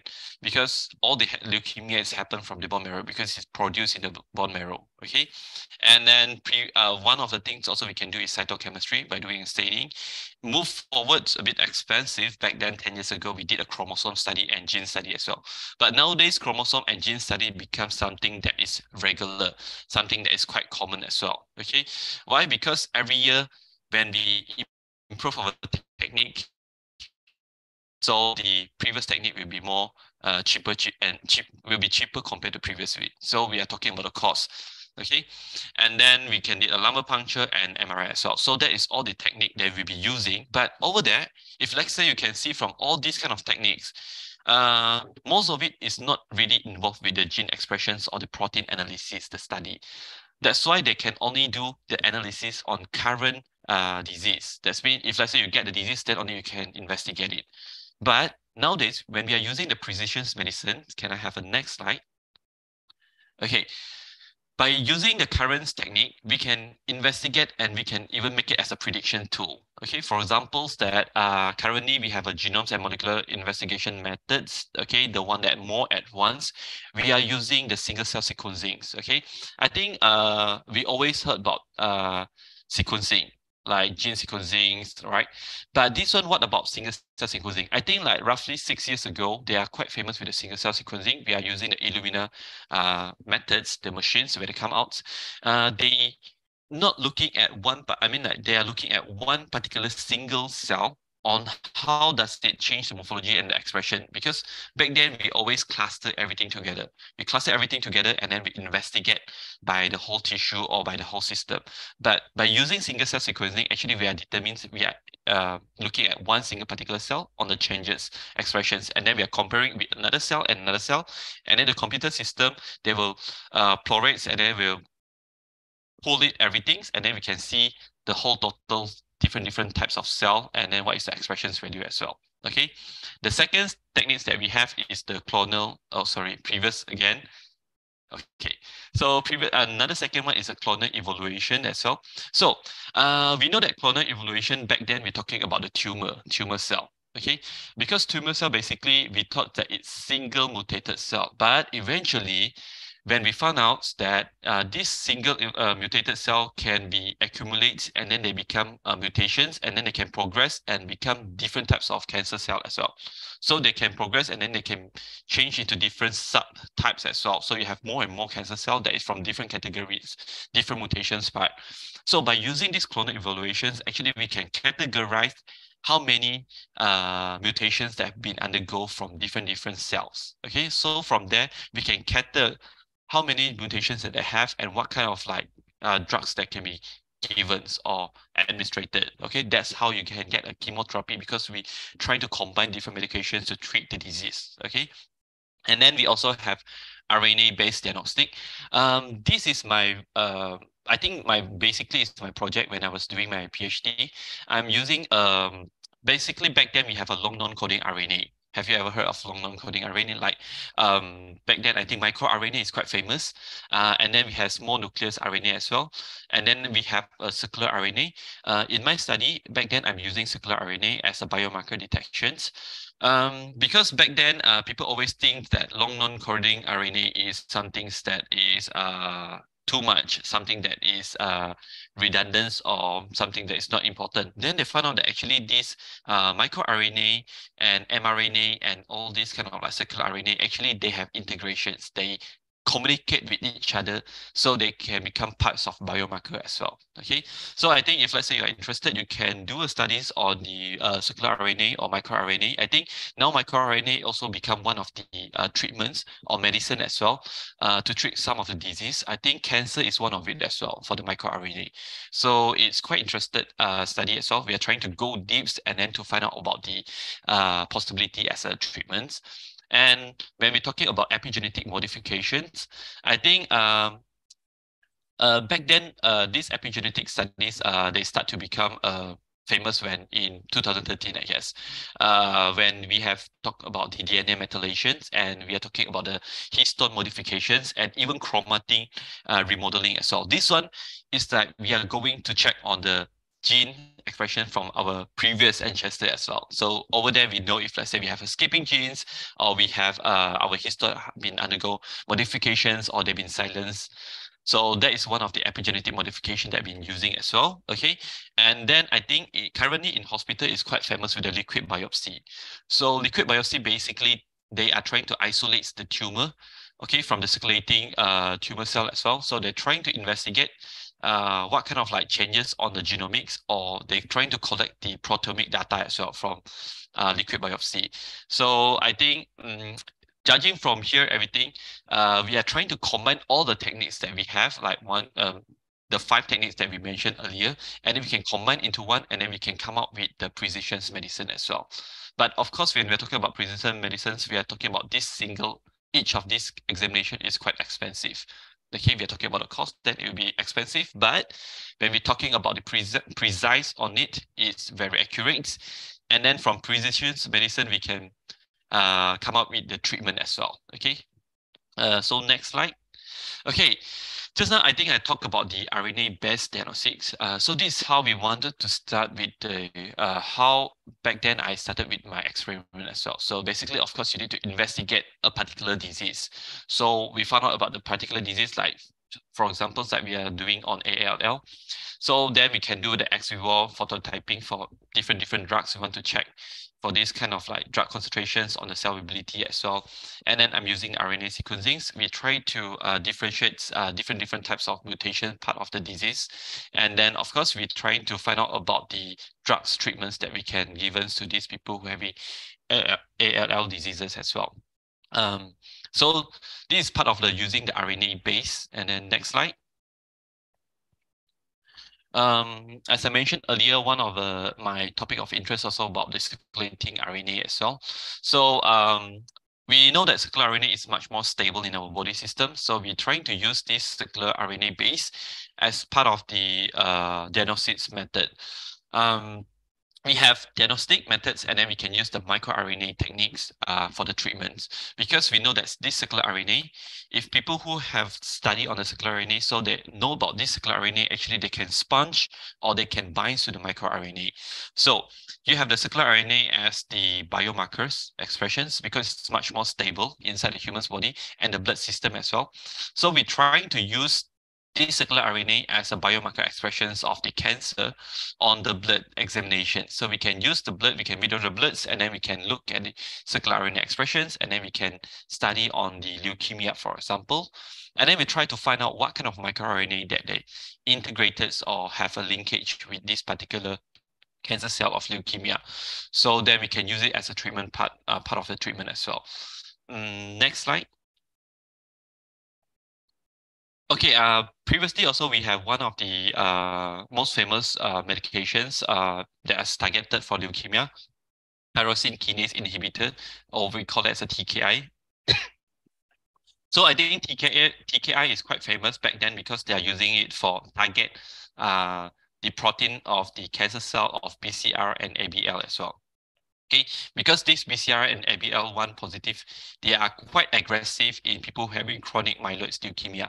So we're trying to target on these particular genes or the proteins to block, and when we block it, we can control the chronic myeloid leukemia from become progress or become severe. Okay, so that is the functions of the drugs. And if let's say you look at these particular drugs, they're first generation and second generation as well. Why? It's because most of the leukemia or the types of the cancer cell, they start to have immune or resistance to this particular medication. That's why we need to find another way, approach to counter back the intolerance of the medications, okay, or the what we call as a drug resistant as well. So to handle or to find out about this drug resistant from a panel, because nowadays when we are talking about this microRNA, when we're talking about this RNA sequencing, they are using it as a identifications, or what we call as a diagnostic. But what about treatments? Okay, that's why we come up with a new methods. Next slide. We call it as a precision medicines. Okay, why I'm talking about the precision medicines over here in leukemia, for example. Okay, because if previously we know that this leukemia or cancer cell is basically due to the cancer develops, okay, the changes of the gene, and then they secretes the wrong protein expressions, and then they cause the haywire in the body system and eventually lead to the leukemia, okay, or cancer. And then back then also we believe that if let's say this particular cancer is arrived from this particular organ or this kind of organ, so we treat the cancer based on the organ. Okay, but when we already move forwards, when we have doing a single cell sequencing, for example, we found out that actually, although they have brain tumors, but they actually come up from different mutations, right? So from the different mutations, should you give the same medications like TKI inhibitor? Should you give it to the same people and then with the same medications for each of the batch people? So we found out that actually by using this precision medicine, we can find that one particular genes is actually they have different locations. It doesn't mean that it's started from kidney, then you need to treat on the kidney. We are now tracing back at the genes. Okay, that's mean if let's say they have undergo mutations from the brains or from the liver. So we are trying to target these particular genes, but not on the organ. Okay, that's why precision medicines, the beauty of it is that they target directly into the genes. They're looking at the mutations of the gene itself, okay, on a specific set, or they're looking at the overall of it as well. Okay, next slide. So when it comes with precision medicine, the diagnostic method is already here. So of course we come with a treatment as well, because when you diagnose about some things, we need to give a treatment as well. By using precision medicine, actually we can target each of the mutation, a personalized mutation. Okay, we are not just looking at one organ, but we are looking at the mutations particular on one gene as well. So you can target the particular genes, you can target the particular organ as well. So that's why there's a beauty of the precision medicines.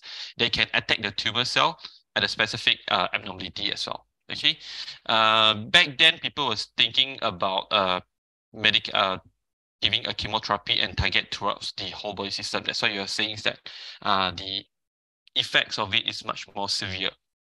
Okay, next slide. And of course, we're trying to integrate with different type of tool as well for the technique. I think it's quite famous that we already mentioned about the machines about these genome studies as well, because they can use for pharmacogenomics, and then we're talking about the therapeutics. I think we also, like back then also there's a Nobel Prize winner as well on CRISPRs. So we know that CRISPR been using to changing as a tool of cuttings. Okay, so this is also one of the precision medicine technology that we've been using as well from 10 years ago.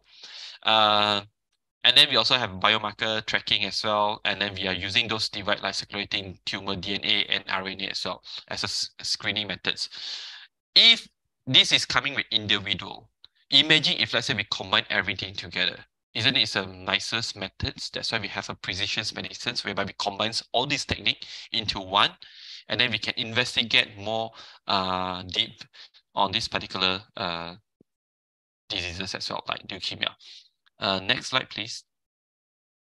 Okay, when we talk about designing a particular experiment as well, this is what we did back then. We are taking the bloods and then we check on the ex vivo assay as well. We're looking at the patient-specific drugs profile. Okay, so then we also did like characterize on the cell abilities, and then we move forwards to the BH3 borings profiling as well. And then we're looking at the expressions of the particular genes being modified. And then once you already did this kind of like cancer research studies, and then we will try to make it as the clinical part of like assay or examination as well. Okay, so from here, I just want to show you guys about how that basically we done a studies on precision medicine. They studied with a very normal tools, and then we try to make it in a molecular profiling and then bioinformatics, and then we try to integrate everything together to get methods of precision medicine as well. Okay, next one. I think, oh, sorry, I think this one I already repeated it. So next, sorry. Okay, so just now I was showing about the methods that we'll be using in the labs on how we want to come up with these precision medicines. So over here, I will show a list of the profiles that we can did. Okay, just imagine if let's say you're using one methods one by one, like rapid molecular screening, like you are looking at a PML of RAR as well. Then you are looking at one single cell changes, BCR and ABL1, and one panel you're looking at the TP53 as well. So if let's say you're looking at one by one, if let's say it doesn't suit, what happened? Okay, so that's why we're coming with one technique, what we call as the precision medicines, whereby we combine with all the techniques that we have to monitor, to access by using the NGS method as well. We call it as a next generation sequencing, okay, whereby we can get the panels and then we can combine NGS methods with single cell method as well. Because NGS next generation sequencing is a different methods compared to the single cell sequencing. One is looking at the DNA or RNA level on the NGS. Single cell sequencing, we are looking at the particular cell, and then we are looking at the particular genes being expressed on the cell as well. So when we're combining it, we can get a bigger panel, and then we can look at the overall system of the mutations part as well. Okay, so over here, when we already have the diagnostics method, of course, we're trying to make a treatment as well. So we can cater each of the treatments and each of the mutations by giving a different medication as well, okay, on the particular disease. Next slide. Okay, this is about the workflow of the hematology disease, as I mentioned earlier. So previously, of course, people are looking at this one particular genes, like for example, like they're looking at the AML, and then they're using the sequencings to look at the backbones of the changes. Okay, so we can also did a transcriptome studies analysis here by looking at this particular RNA sequencing. And then from these combinations, we get a whole genome sequencing as well. So from here, we can see the hereditary hematology malignancy. What is the main causes of the mutation and how severe is it, and what types of mutation will be undergo changes year by year, and the severity as well. So by using this technique of precision medicine, we can do a prognosis, we can monitor the severity of the disease, we can even do a diagnostic on it, and we can even check if, let's say, we have resistant mutations on these particular genes that can cause resistance towards the particular drug as well. Okay, so that is the things about the precision medicine. Next slide. Okay, so this is a workflow chart as well. I just want to show it by image as well. Okay, next one. So one of the I think among all the precision medicines that I mentioned about the diagnostics, now I'm moving forward to the treatments. I think in 2018, immunotherapy became one of the most famous topic. Why? Because 2018, the Nobel Prize winner is about immunotherapy, whereby they found out about the PD-L1, okay, as a break for this cancer cell. Okay, so that's why during that times, CAR T cell also become a very famous topic on the immunotherapy. Okay, the beauty of immunotherapy is because we are trying to use our own immune system. Okay, because we have immune system to fight against cancer Excuse me, cell. Dr. Henki. Yep. I would like to remind you that you only have about 5 minutes left for your presentation. Okay. And thank you in advance. Okay, so very fast only, we are talking about immunotherapy. When we are withdrawing the blood system, we can pick up the T cell. Next slide. So what actually happened is that we can withdraw the T cell from the individual of the leukemia patients, okay? And then we try to engineer it.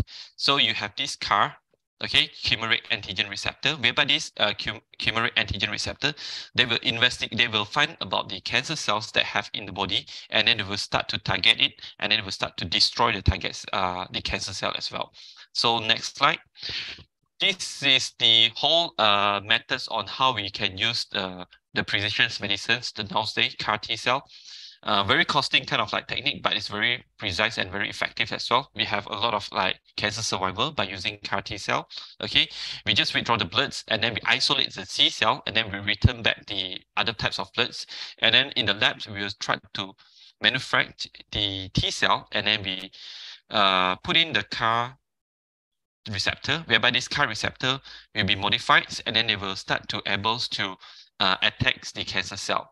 So then we return back this engineered CAR T cell into the body system, and then they will circulate in our body system, and then they find this cancer cell, and they will start to target the particular cancer cell as well. Okay, I think the most famous one, they also did it on the B cell as well, cancerous B cell, on the leukemia B cell.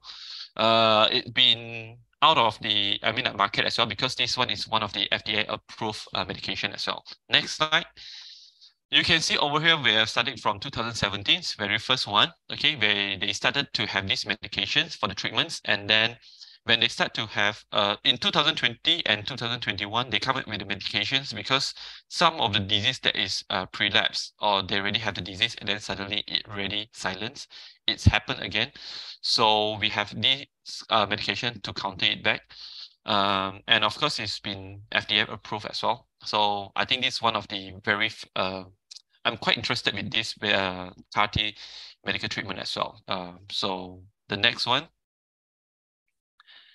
So I think as a conclusion of these studies, basically, we're trying to use precision medicine, whereby we're combining the basic techniques of molecular cell-based informations, biomarker studies, gene and epigenetic study, pathway, metabolic interactions, and then we comment everything, and we even do a panel for the drugs discovery as well.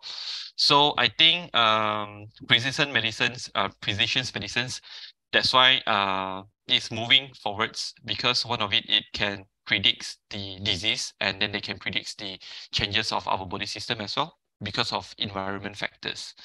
So I think, next slide. I think that's it from me.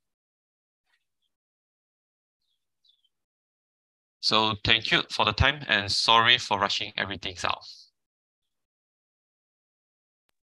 Thank you, Dr. Heggie, for the presentation. It was very informative and also very motivating.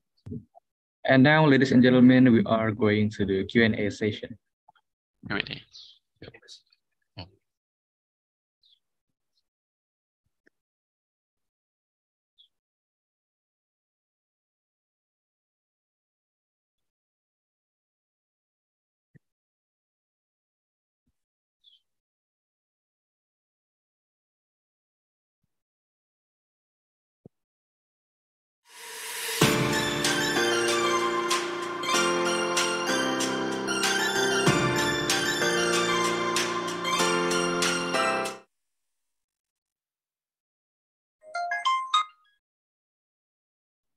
Ladies and gentlemen, welcome to the Q&A session. Now I will be mentioning the question that have been submitted by the participants. The first question is from Wahyuni Ramadhani Said. The question is, leukemia can occur due to hereditary factors. Is there anything that can be done to prevent this disease? And is there a way to detect leukemia that can be done by the community? Okay, so thank you for Vayuni for your very interesting questions. I think, of course, to target or to cure a particular disease, we're always looking at the roots of these diseases, like for example, like leukemia as well, or any blood types of disease, and inherited disease as well. There's a reasons why they call as inherited disease, because there have been changes undergo from the DNA. And if let's say we want to undergo the corrects the DNA, we have to correct at both the mother side and the father side as well, because we inherited with these particular genes from both of the parents. So I think it's quite difficult if let's say we want to do a treatment and then we want to correct both genes. That's when you are trying to correct from the both parents as well. That's why we can only I think like CRISPR technique is one of the techniques that have been used. Currently also I think CRISPR been used as a tool to correct the leukemia disease as well. Okay, because they can undergo the changes, and then they can detect the error of the particular genes and then try to undergo the changes as well. And then when we are talking about the communities about cancer, so well, we know about the lifestyle. If let's say the lifestyle of habits of smoking, it can cause the cancer cell. So why not we started with the lifestyle of changing? Like example is like smoker, right? So I think awareness is very important. If let's say we can spread the awareness of the cancer, and then we can also make people understand the roots of the cancer cells can be triggered by our lifestyle, and then we can change our living habits. So it part of the things that we can done as well as a medical practitioners. Thanks.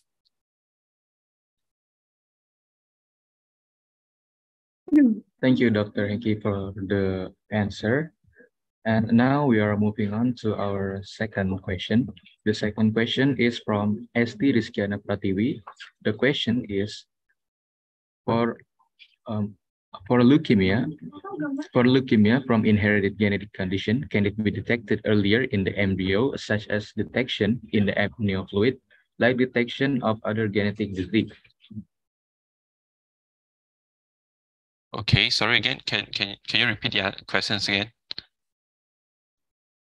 Okay, the question is from Esti Rizkiana Pratiwi. The question is, for leukemia from inherited genetic condition, can it be detected earlier in the embryo, such as detection in the amnio fluid, like detection of other genetic disease? Okay, so I think very interesting question as well. Okay, I think just now I already mentioned about the overview of the leukemia. Where does the leukemia happen? In the bone marrow, isn't it? So if let's say you're talking about the amniotic fluid as a diagnostic tool, it's quite difficult because when you want to produce bloods, it comes from the bone marrow. And when you are in the amniotic fluids, we are not using bones to produce the RBC yet. So we cannot detect the particular leukemia defects in amniotic fluid. So you need to be in the bone when they started to manufacture the bloods, then only you can detect the changes or the cancer cell or the mutations of it. So it's quite difficult to use the amniotic fluids as a predictions tool for leukemia.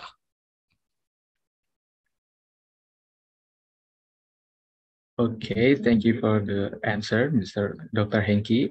Ladies and gentlemen, this is the end of our Q&A session, and here we can conclude that leukemia is a type of cancer that affects the bone marrow and blood cells, characterized by the uncontrolled production of white blood cells.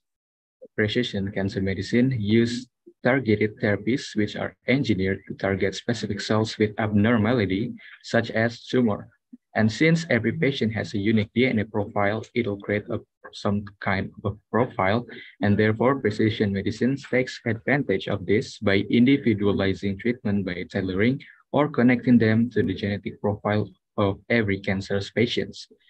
And precision medicines establish the treatment plan by utilizing molecular and cell-based information and biomarkers, and then define the optimal tools and parameters to measure treatment responses and monitor the long-term outcomes in patients. Thank you so much, Dr. Henki Isawat Ahmad Uladilai, for the presentation that you have presented, and also for attending our event today. Okay, thank you for everyone for listening it and for asking questions as well, and the moderator as well. So thank you for having me.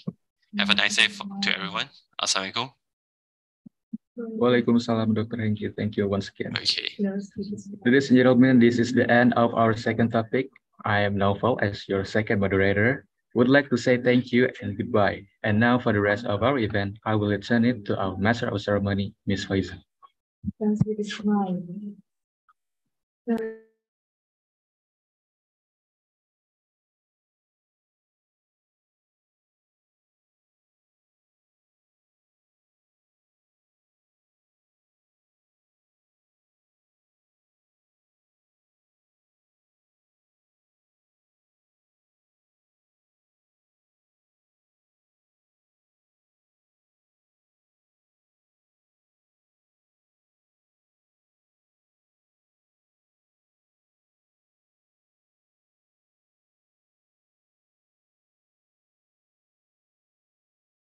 Your great material, and Cesar Noval, who has guided this session pleasantly.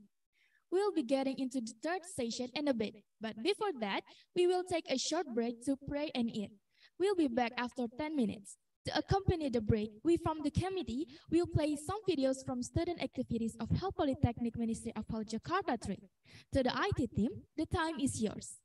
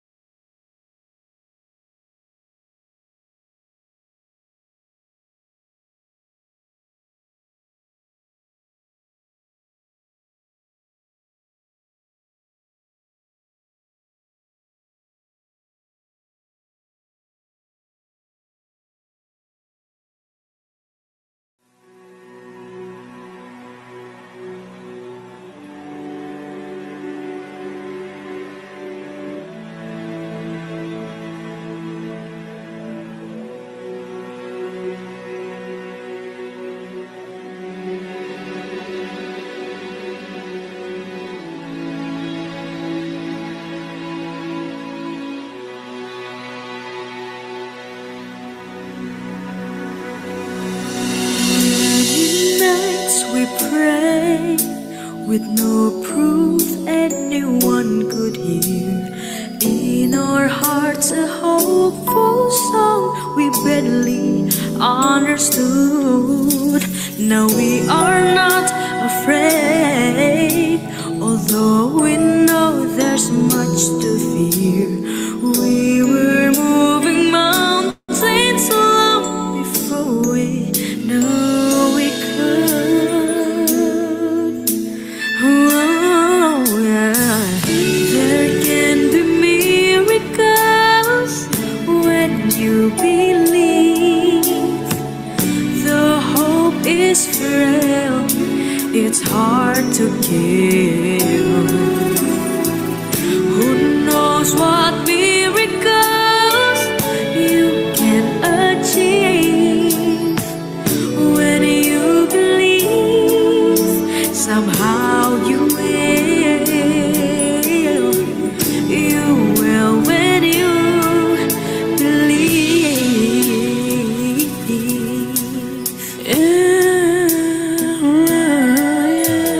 In this time of fear, when a breath often proves insane, hope seems like the summer bird choosefully flown away.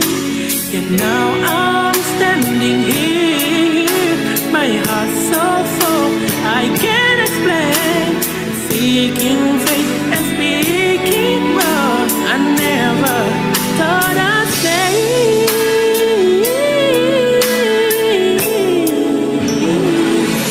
There can be miracles when you believe. Strong hope is rare, it's hard to keep.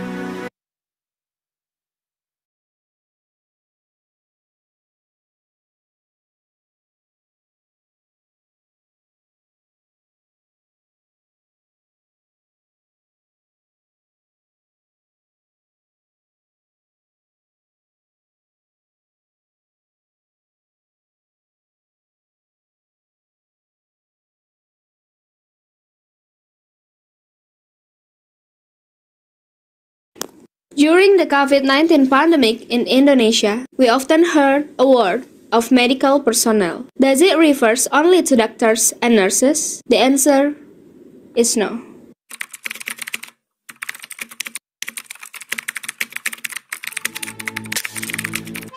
It's me.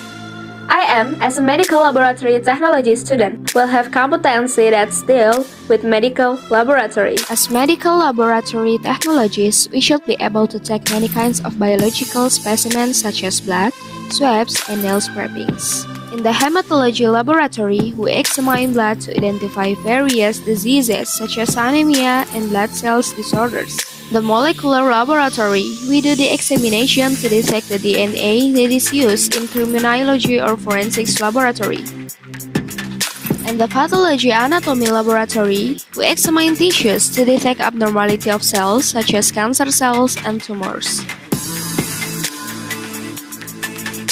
In the microbiology laboratory, we detect various kinds of bacteria that can be found in the human body, food, drinks, and also helping to determine the bacteria that resistant to antibiotics.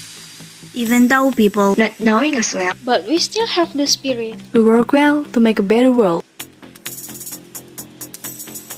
We are proud to be medical laboratory technologists.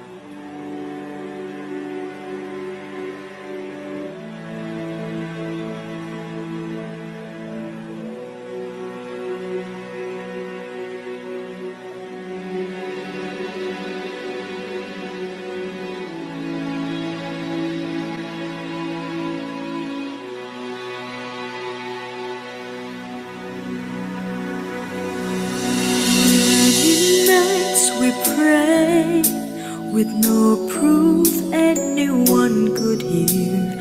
In our hearts a hopeful song we barely understood. Now we are not afraid, although we know there's much to fear.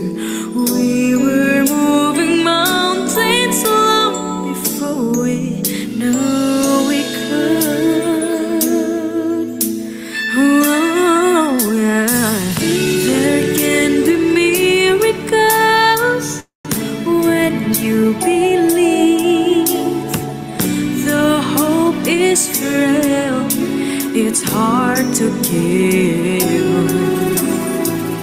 Who knows what miracles you can achieve when you believe?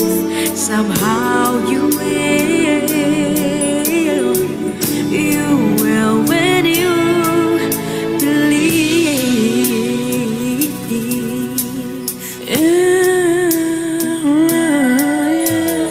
In this time of fear, when a breath often proved insane, hope seems like the summer bird too swiftly flown away.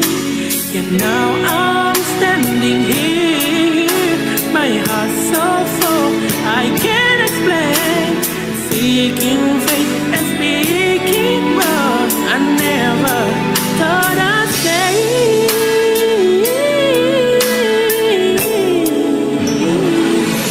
There can be miracles when you believe.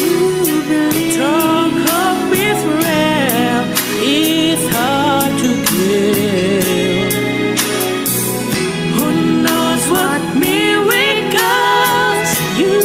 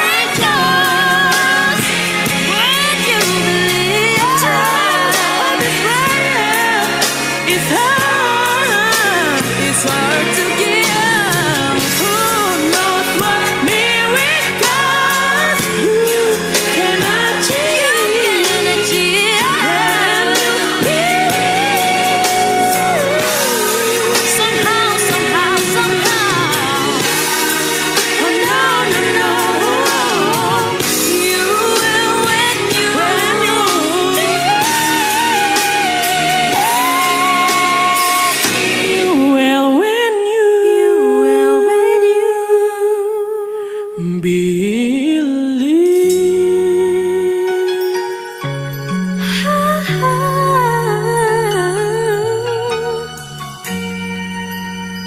believe you will when you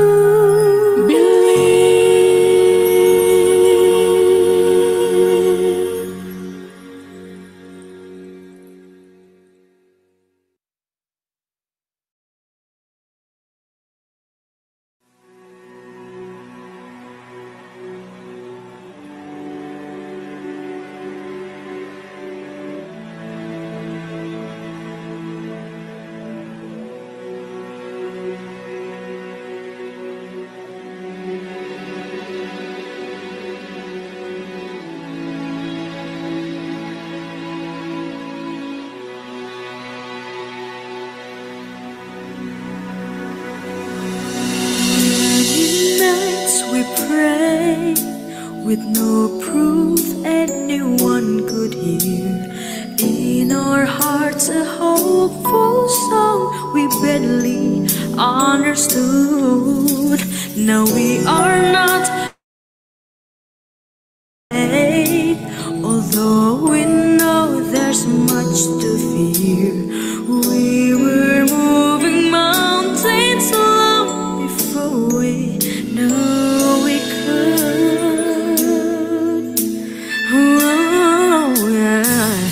There can be miracles when you believe. The hope is frail, it's hard to give. Who knows what miracles when you believe? Somehow you will. You will when you believe.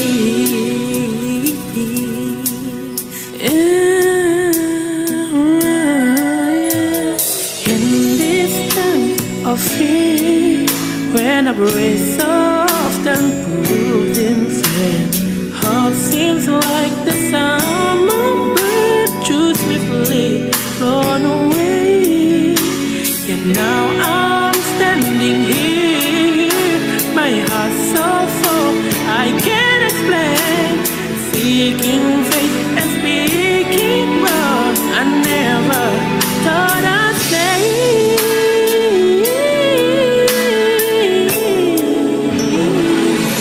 There can be miracles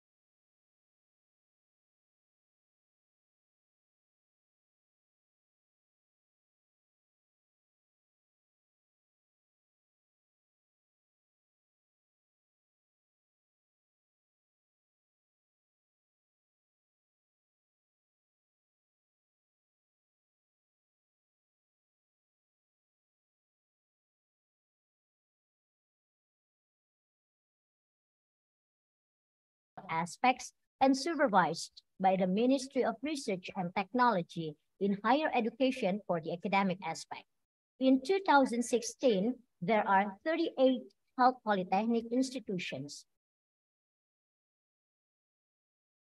Health Polytechnic Ministry of Health Jakarta 3 has a vision becoming an excellent higher education institution on the basis of health science and technology at the Southeast Asian level by 2028.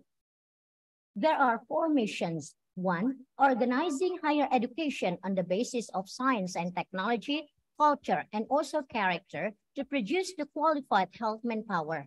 2, developing the current science and technology through continuous research and community service in order to improve the health status of community. 3, developing networks with stakeholders at the national and international levels in developing health science and technology to face global challenges. 4, strengthen the accountable, professional, and transparent governance in the academic and general fields. Health Polytechnic Ministry of Health Jakarta 3 has values, namely faith in one God only, ethics, rational, trustworthy, dedication, accountability, and transparent character. Health Polytechnic Ministry of Health has Center of Excellence for Health Polytechnic Science and Technology in the field of elderly health technology. Health Polytechnic Ministry of Health Jakarta 3 has 4 majors, namely nursing, midwifery, medical laboratory technology, and physiotherapy. And there are total 10 study programs administered in the aforementioned 4 majors. Diploma 3 of Nursing. The vision is by 2028, it's able to produce nurses who excel in the application of nursing skills on the basis of nursing science and technology nursing. The Excellence Elderly Nursing Technology. Bachelor of Applied Nursing and Professional Nurse Education Program. The vision by 2025. Produce nurses who excel in advanced nursing care age by applying health science and technology. Excellence Elderly Nursing Technology. Diploma 3 of Midwifery. Vision, produce the midwifery associate graduates who excel in midwifery care on the basis of gender-responsive approach with the effective technology by the year 2025. Bachelor of Applied Midwifery and Professional Midwifery Education Program, its vision, producing professional midwives who are responsive in preparing the qualified generations through the development of continuous midwifery care models and technology, also called as COMC, by the year of 2028. Excellence, continuous midwifery care with gender responsive. Bachelor of Applied Health Promotion, its vision to produce health promoters excel in community empowerment on the basis of innovative and effective technology by the year of 2025. Excellence, development of innovative and effective information media. Diploma 3 of Medical Laboratory Technology. Its vision is becoming a program study of Diploma 3 excel in medical laboratory technology at the national level in 2025. Study program of Medical Laboratory Technology Program of Applied Bachelor. Vision to become Bachelor of the Applied Medical Laboratory Technology that excels in the field of molecular diagnostics in 2025. Diploma 4 or Bachelor of Applied Physiotherapy, its vision by the year of 2028, becoming a study program that produces the professional Bachelor of Applied Physiotherapy excels in the mastery of science and technology of neuroscience technology. Study program of Physiotherapist Professional Education Professional Program. Vision, becoming a study program that produces professional and excellent physiotherapists in the mastery of science and technology of neuroscience physiotherapy. Health Polytechnic Ministry of Health Jakarta 3 upholds three pillars, namely education and teaching, research, and community service. Health Polytechnic Ministry of Jakarta 3 is equipped with several excellent facilities such as integrated laboratory, library, language instruction laboratory, computer-based test laboratory, informal meeting garden, playroom, canteen, mini market, and tutorial corners.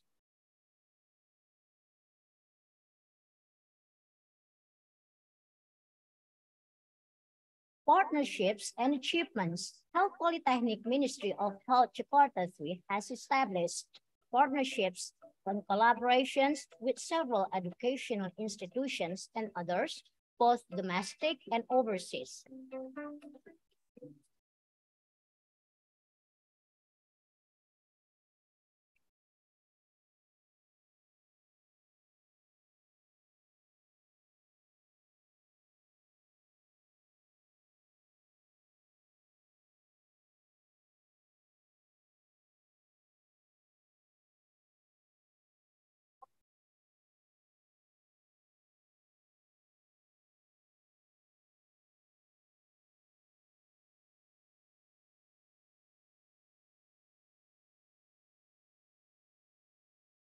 Awards are also achieved from the students' competitions in academics, arts, and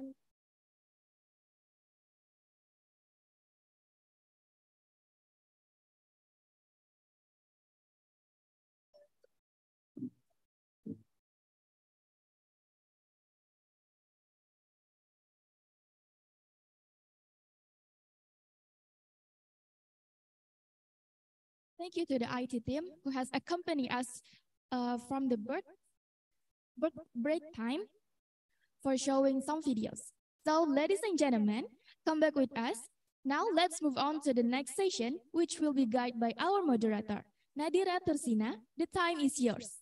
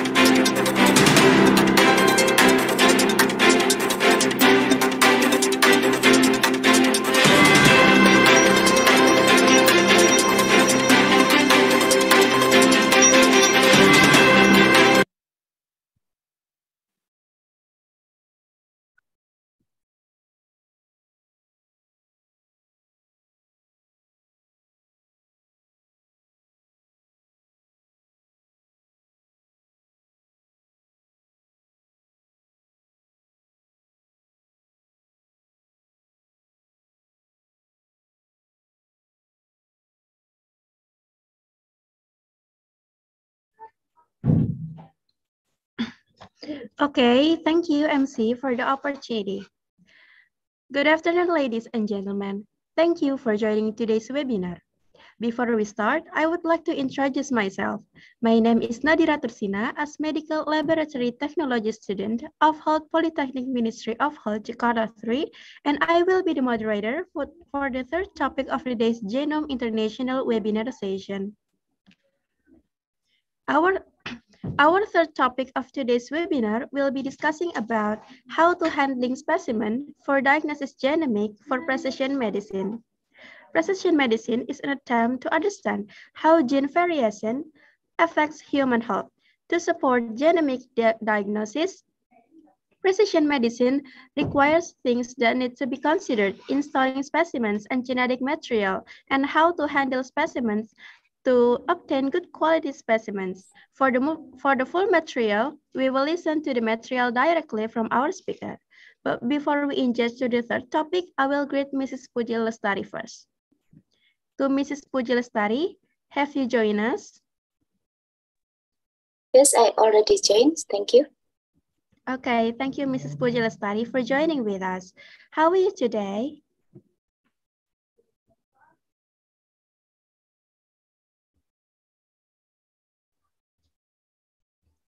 How are you today, ma'am? I'm fine, thank you. We are glad to hear that. Okay, but Mrs. Puji Lestari, before we start to the next topic, let me tell to the participants about Mrs. Puji's curriculum vitae.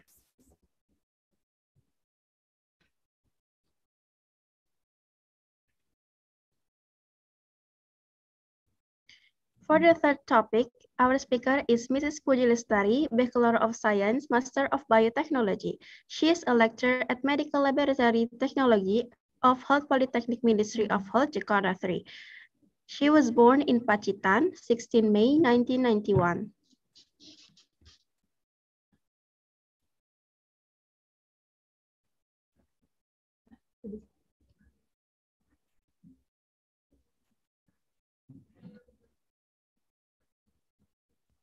These are her working experiences.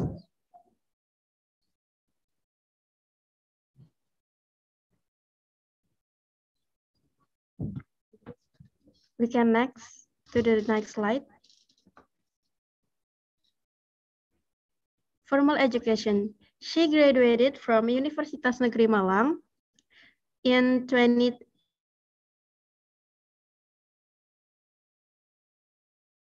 And Gajah Mada University to gain Master of Biotechnology degree.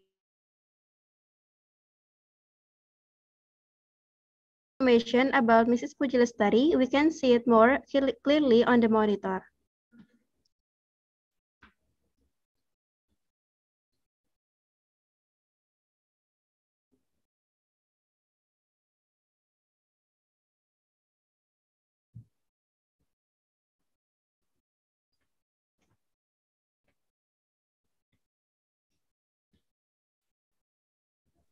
Some of her publications.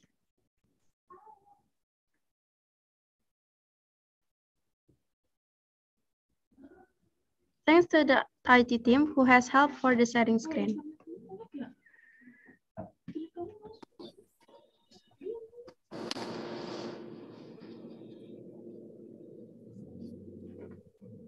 Aman. But before we start the presentation, let me deliver something to our participants. I want to inform all the participants, after Mrs. Puji finish her material presentation, there will be a Q&A session. If the participants have any question from the presentation that's given by Mrs. Puji, participants can submit in the link that will be shared by the event committee on room chat Zoom. Now, without any further ado, please welcome Mrs. Puji Lestari. The time is yours, and to all the participants, please pay your attention to Mrs. Puji Lestari. Okay, thank you for the warm greeting. Is my voice, you can hear my voice well? Yeah, ma'am, we can hear you. Okay, thank you. Hello, everyone. Thanks to the committee for the invitation. I'm glad to meet you all, although only by virtual meeting. Such an honor to be one of the speakers in this amazing event. I also learned a lot of things from the other incredible speakers before. Actually, my presentation is not really different from the other speaker, but let's go to begin. Maybe you can help me to start my presentation.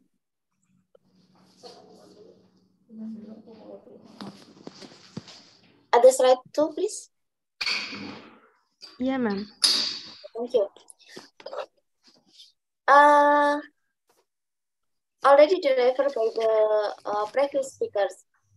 Nowadays, most medical treatment are designed for the average patient as one size fits all approach. That means treatment method and types of drug are generalized to all patients who have similar symptoms, so that someone might be successful for some patients, but not for others. Some patients will benefit from treatment, while the others will get no benefit or even get adverse side effects. Next. When we discuss about precision medicine, usually we think about whole genome sequencing, which is where we're utilizing those data of the entire genome to diagnose, to treatment, and to preventive for some kind of illness. What is to be underlined is the entire genome. In practice, using this entire genome has not been fully implemented all over the world because of several issues exist. One of them is related to how to manage those big human data. As we all know, the human genome, which is contained 23 pairs of chromosomes, is about 3 billion base pair long and contain around 30,000 genes. Since every base pair can be coded by 2 bits, this is about 750 megabytes of data for each individual. How many people in this world? Could you imagine how big those data is? So how to manage those huge data is the big issues until now.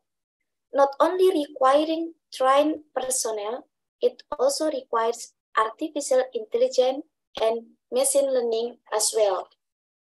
So the next question is, how is the application of precision medicine that exists today?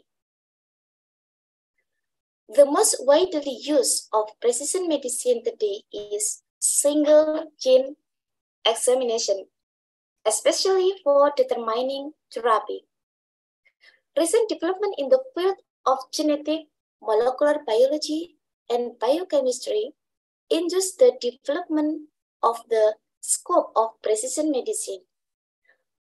The goal of precision medicine is to target the right treatment to the right patient. So I can resume the main purpose of precision medicine. For the first is for early diagnosis. What disorder does a person suffer from? For example, is early detection of alpha thalassemia carrier by detecting the gene mutation within alpha globin gene. The second, treatment decision. What drugs are most appropriate for a person? For example, is targeted therapy in cancer, which will be discussed more later. And the third, prevention strategies. How to avoid certain diseases that might appear in the future. For example, women with BRCA1 gene mutation, or we call BRCA1 or BRCA1, have a greater risk of developing breast cancer or ovarian cancer. My example is same from the first speaker, is Angelina Jolie. In 2013, Angelina Jolie announced that she has undergone a double preventive mastectomy because she inherited the BRCA1 gene mutation from her mother, who is died from breast cancer. So her doctor said that she is refers to Angelina Jolie. She have very good chance to developing breast and possibly ovarian cancers as well. So this is kind of prevention strategies based on genetic information. To be honest, right now, the field where it has proved to be most useful in this development of various modalities, the treatment, cancer, or oncology.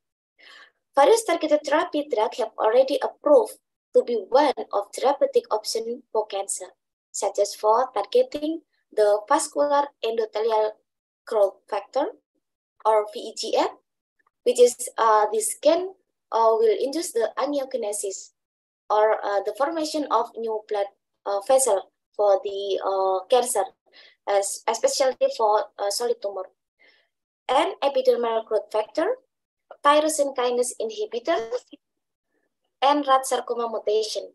All of these proven beneficial in treating many cancer. And now, what is the targeted therapy drug? This is the example of targeted therapy drugs. For example, the use of imatinib. Can you see at my screen? In point B, imatinib. Imatinib is tyrosine kinase inhibitor to treat chronic myeloid leukemia or CML with PCR IPL gene translocation, or we call PCR-APL, between chromosome 9 and 22. So, only patient with PCR-IPL mutation will respond to this drug.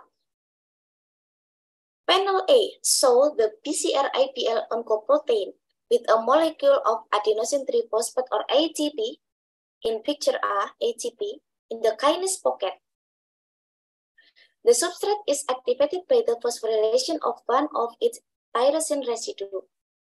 It can then activate other downstream effector molecule or downstream pathway. When imatinib occupies the kinase pocket in the panel B, the action of PCR-IPL protein is inhibited, so it will preventing phosphorylation of its substrate and finally prevent the cell proliferation. So this is the example of targeted therapy we're using on leukemia. Another example of targeted therapy drugs is the use of trastuzumab or Herceptin and pertuzumab for human epidermal growth factor receptor 2 positive in breast cancer patient. HER2 amplification is the primary pathway of HIR2 receptor overexpression and is a major driver of tumor development and progression in a subset of breast cancer. And now, if we talk about a biospecimen, in cancer, I will focus in cancer. In cancer, most often using sample in the form of tissue and blood. We use tissue if we handle a solid tumor and use blood if this is blood cancer or leukemia. Blood is commonly used to support the minimally invasive, but in histopathology examination for examining the such kind of protein for solid tumor, it must using cancer tissues in the form of FFPE. FFPE, what is FFPE? FFPE is formalin fixed paraffin embedded. So this is the kind of tissue which is fit in the formalin to preserve in order to use at the next step. Next. Okay, specimen handling is the process of collecting, preserving, or storage and transporting specimens for laboratory tests that are essential for patient care. Optimal specimen handling is essential for the accurate interpretation. Quality of specimen must good enough for further analysis, so the patient and clinician can receive accurate and clinically meaningful test results. Molecular quality is the main key to accurate examination result, because if you talk about precision medicine, it is inseparable from molecular-based examination, namely DNA, RNA, and protein. So, for accurate examination result, the entire process in handling specimen must maintain the stability of some of these things.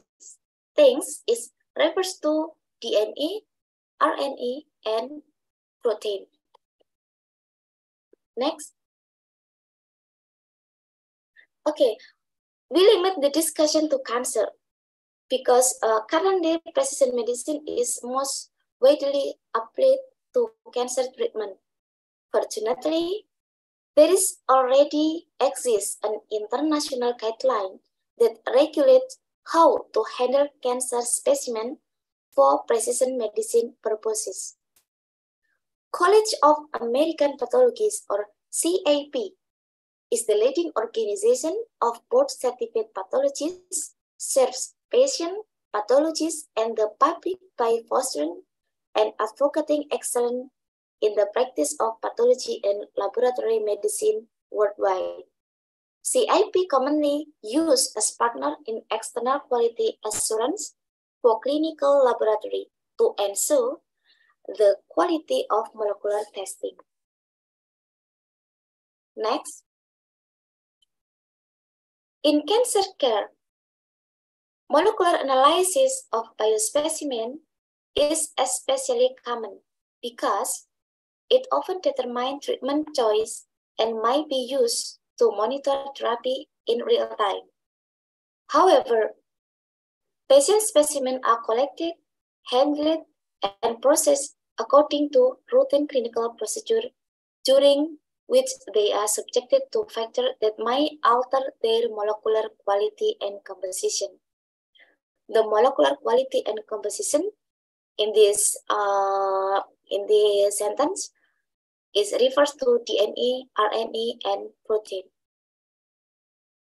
I will focus on how the specimen for cancer examination is handled.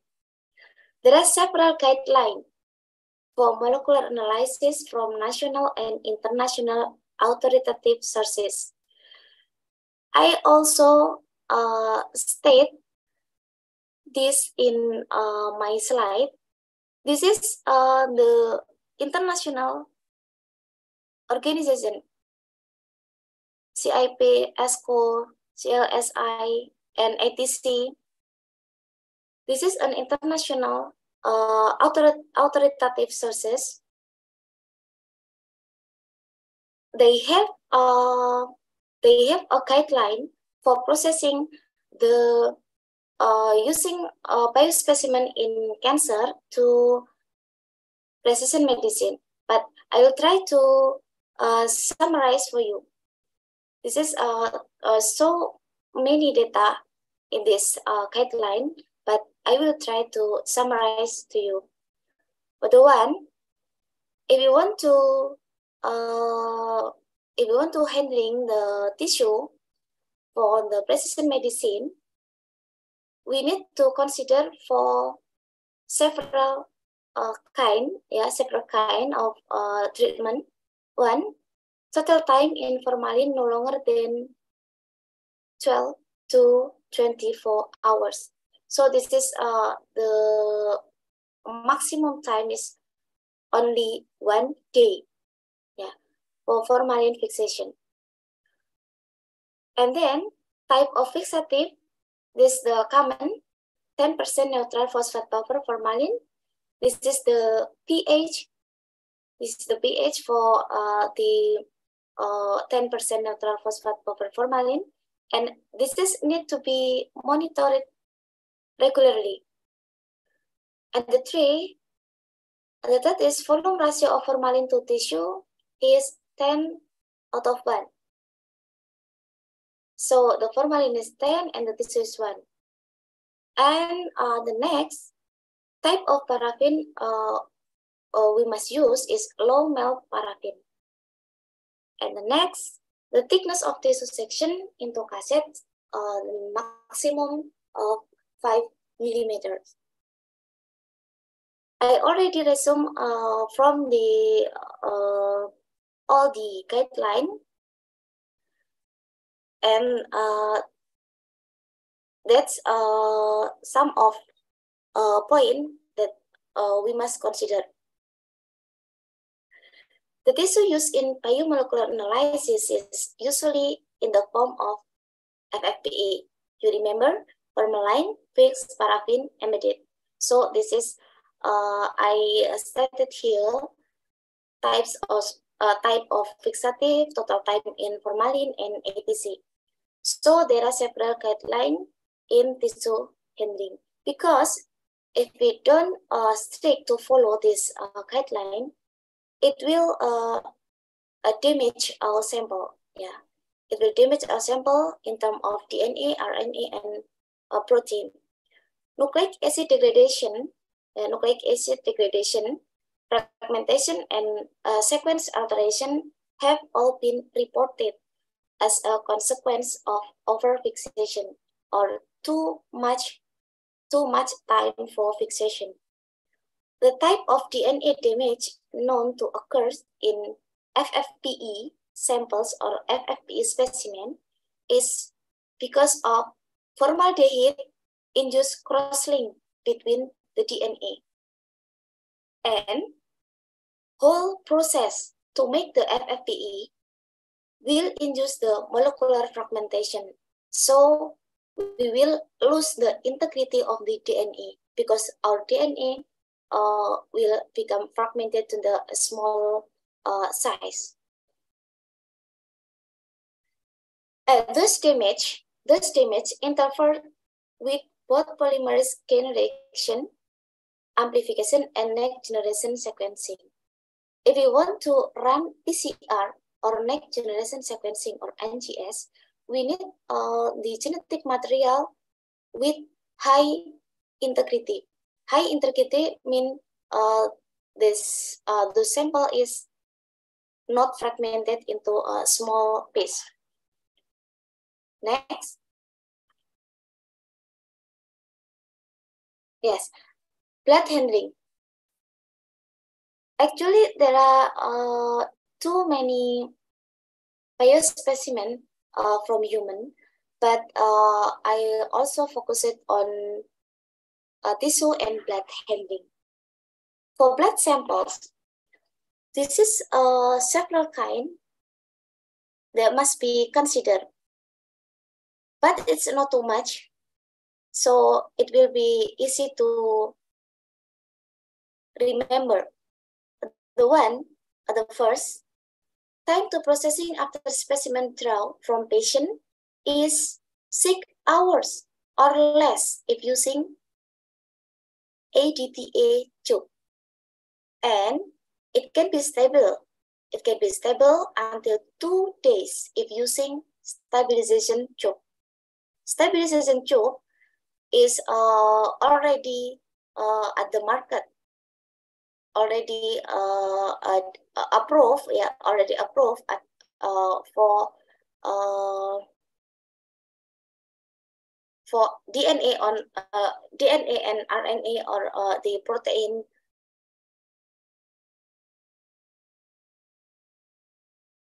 And the second, tube type HDTA tube or tube with cellular DNA or RNA stabilizer is recommended.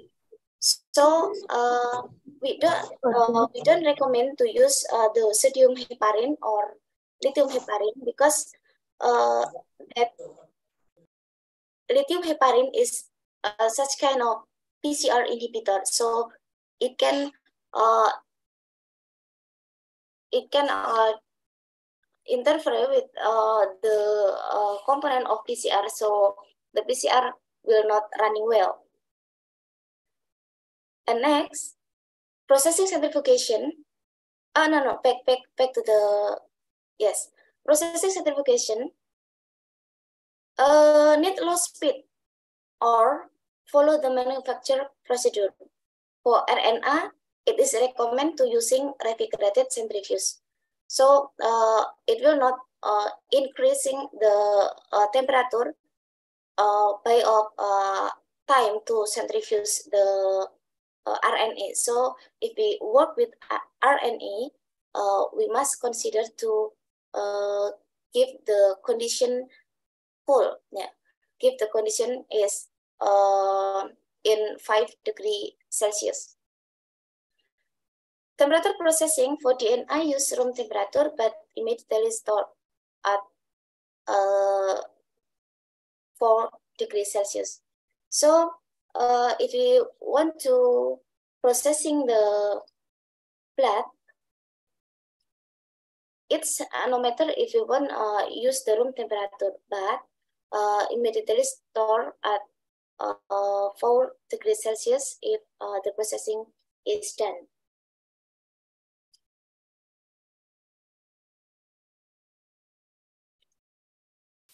Okay, still in blood handling, if we work with it, if we work with blood, we must separate this blood into the aliquot. So we not just do freeze thawing, because a freeze thawing can damage the biomolecular degradation and detrimental to biospecimen quality. Mechanism by which the freeze thaw process might damage biomolecule in the sample include physical shearing by ice crystal and microsieve in solute concentration with effect on pH and metal ions that catalyze oxidative damage for DNA, RNA, and protein at those biospecimen. Okay, but if someone going to preserve whole blood or peripheral blood specimen, which is not to processing to plasma before, it should not be frozen. So the whole blood, it should not be frozen, because the frozenness will induce hemolysis and it can result in PCR inhibition. Next. Now, if we talk about the objective quality assessment, we could assess the quality of DNA and RNA quality with qualitative and quantitative method. Qualitative method by using gel electrophoresis. Next. As shown at this slide, for the right is for DNA, and the left is for RNA. We can see at this profile of gel electrophoresis, if we are doing the RNA extraction prior to the neck or the real EC, we need to as we know at the picture, that if we got 3 at the picture number 5, if we got the 3 pen, then the highest molecular weight of the pen is gDNA contamination.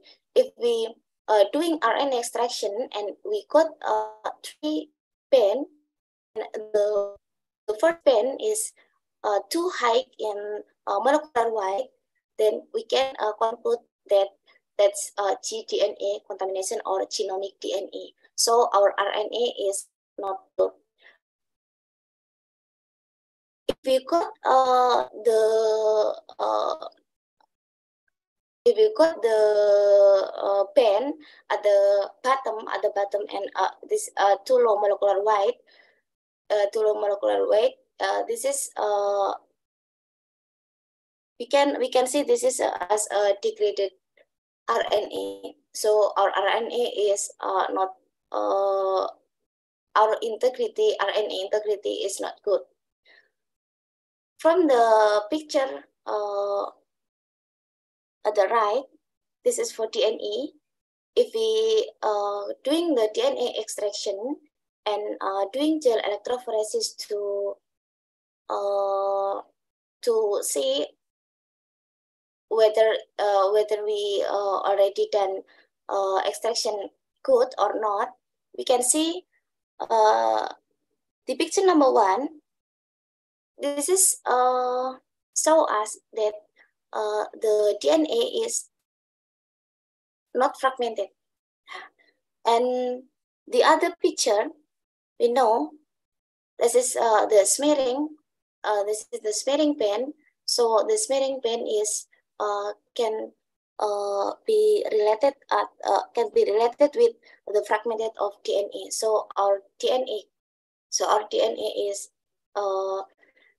the integrity of our DNA is bad. Next. The quantitative measurement of DNA and RNA we can use the spectrophotometer. The spectrophotometer will give us the exact concentration of the DNA and RNA. We can see the concentration within the nanogram and nanogram per microlite. And we also could observe the value of absorbance,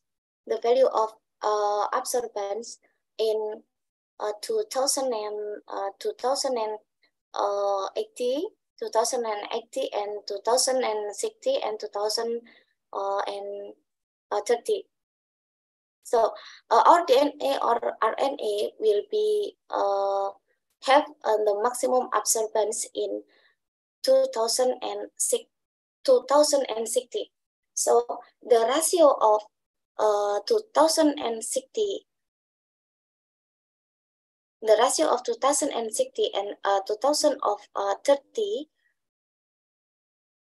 will determine which is the DNA or RNA contaminated by phenol or salt. Salt is commonly come from the reagent we use during the extraction processes. And the ratio between 2080 and 2060 and 2080 is to determine whether our RNA or DNA, which is contaminated by protein, we can use the value. We can use the value of the ratio at the table, which is in this below of the graphic. Next. So DNA is highly stable, except in FFPE form, because we already discussed in FFPE there are many processes, and all of the processes will affect at the integrity of our DNA and RNA. From the recent research, even if we store whole blood at room temperature, it still demonstrates good integrity, even it has been stored for a period of 3 months. This is based on the research doing by our student. The most issues is to maintain the quality of FFPE, because the DNA in FFPE is very likely to undergo fragmentation, especially for RNA, which is a single strand. So RNA was very unstable. So if we want to save the RNA, it is preferred to save the RNA in the form of complementary DNA, which is RNA, which is already transcribed, reverse transcript by the enzyme to complementary DNA or cDNA. It's more stable than RNA itself. And for protein, actually, I'm not a histologist. Yeah, I'm not histopathologist. I'm not a histopathologist, so I don't understand with protein. But protein commonly for IHC or immunohistochemistry, it will be safe. It will be safe if when we do, or when we prepare the FFPE, we follow or strict to follow the guideline which is exists. From all the stages, I can conclude that in precision medicine, the most important thing is to maintain the quality of biomarkers within it. The biomarkers in precision medicine is DNA, RNA, and protein. So, although the fully available guideline I have presumed is for tissue and blood for cancer, the use of other biospecimen is also possible as long as the quality of the biomolecular properties, which is DNA, RNA, and protein, can be maintained well. The last is how to store specimen. I think how to store specimen, it will further explained by the fourth speaker. So I don't need to explain about how to store the specimen, because it is strongly correlated with BGSI. Preserve specimen on biobanking, maybe biorepository, are also used for future testing for downstream cancer patient care and for scientific investigation. So the storage of the biospecimen must be strictly follow the guideline, the standard guideline. Finally, I would like to show a recent report from the National Academy of Science, Engineering, and Medicine entitled Biomarker Test for Molecularly Targeted Therapies, Key to Unlocking Precision Medicine. It was specifically pointed out that enhancing specimen handling and documentation to ensure patient safety and accuracy of biomarker test results is crucial for the advancement of precision medicine. It is urgent that all the pathologists and other medical professionals who become the part of the quality chain for patient biospecimen quality implement a coordination, evidence-based approach to pre-analytic to meet the requirement of precision medicine. So all those components need to be a teamwork, good teamwork. So the quality of biospecimen will be provided by all to precision medicine purposes. Because medical laboratory technologies, which is us, never be working alone. Yeah. If we talk about how to handling the tissue, it's sure the tissue in the surgery room will be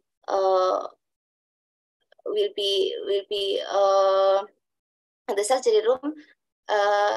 It's the doctor responsibility to take the best, or take the best play to maintain the function of DNA, RNA, and protein stability. Okay, I think that's enough. If there is any question, please.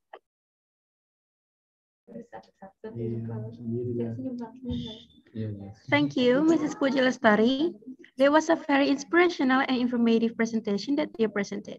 Ladies and gentlemen, now we are going to the Q&A session. Now I will read the question for our current topics.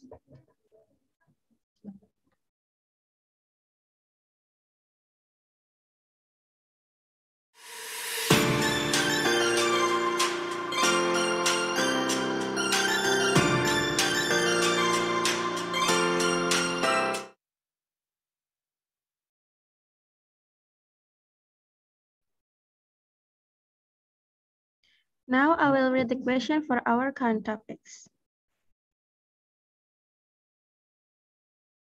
The question from Ayurukmi.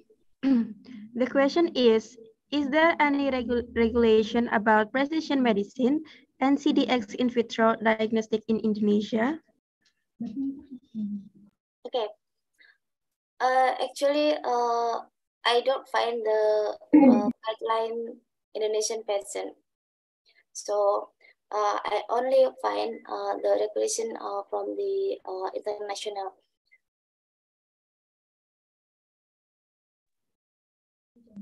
Thank you, Mrs. Puji, for the good answers. And the last question is,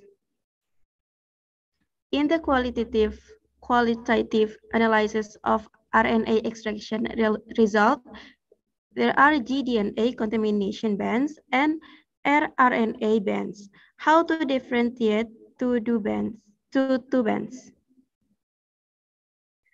Okay, how to differentiate two bands if we doing the RNA extraction?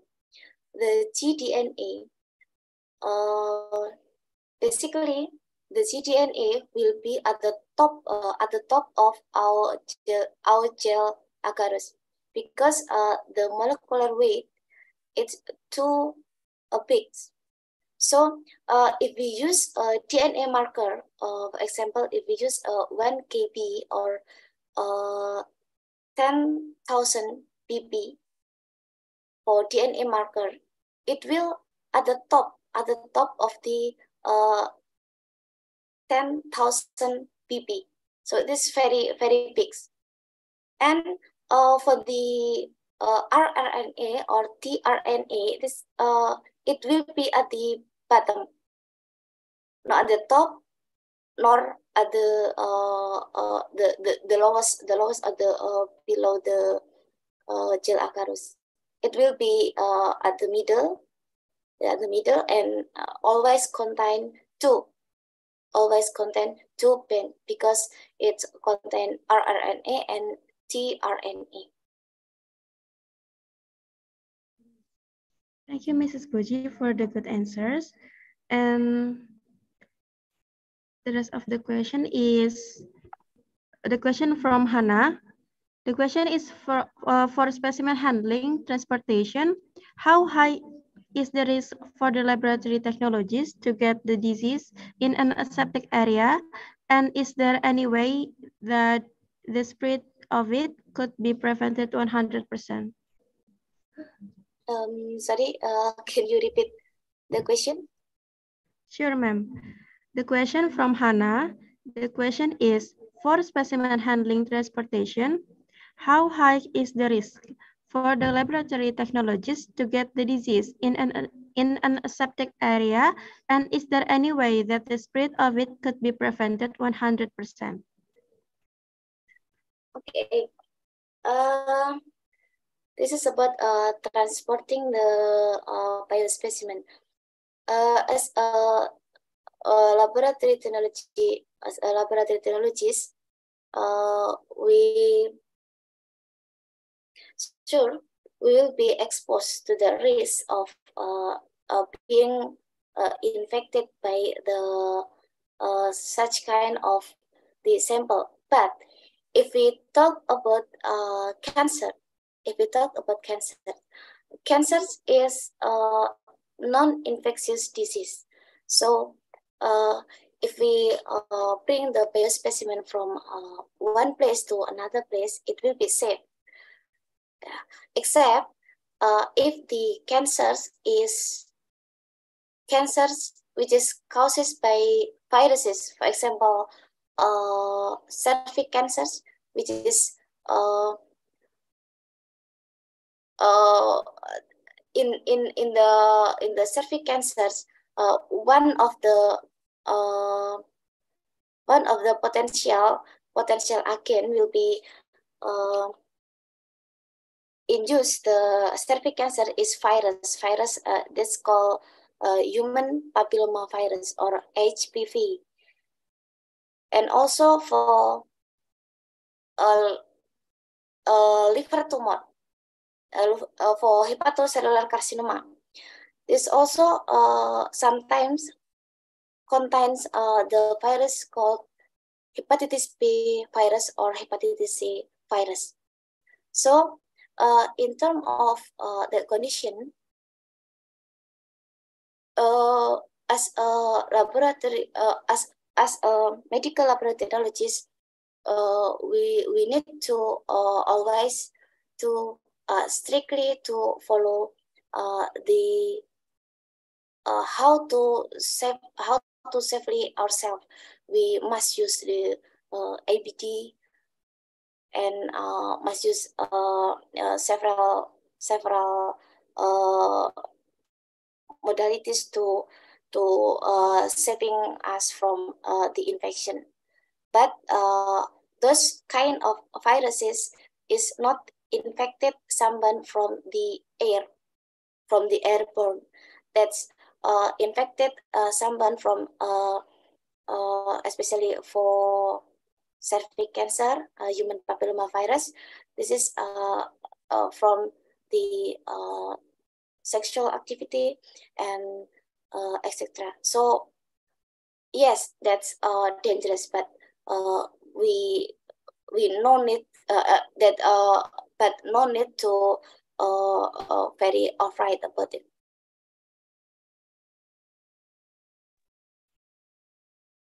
Thank you, Mrs. Puji, for providing us good answers. Here we can conclude that precision medicine is very useful for early diagnosis, treatment decision, and prevention strategies such as leukemia and cancer treatment.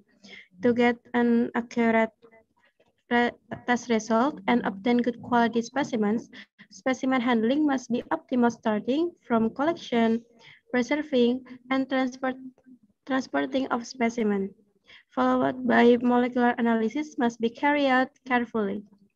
For genetic material, then DNA or RNA and protein analysis, we need blood, tissue, and body fluid specimen, each of which has specific procedures and instructions in order to obtain accurate results.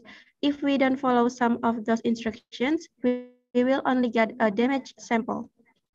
For testing biomolecular such as DNA, RNA, and protein can be done qualitatively using gel electrophoresis and quantitatively using a spectrophotometer. We can use the value for knowing the integrity of the molecules. DNA is highly stable except in FFPE form. RNA is highly fragile. It's safer to store in cDNA form, and protein should be safe if follow the guideline when processing. Thank you so much for Mrs. Puji Lestari for your presentation and attending this event. I am Nadira. As the third moderator, would like to say thank you and see you in Genome International Webinar 2024. Now, for the rest of this event, I will return to our Master of Ceremony, Ms. Faiza.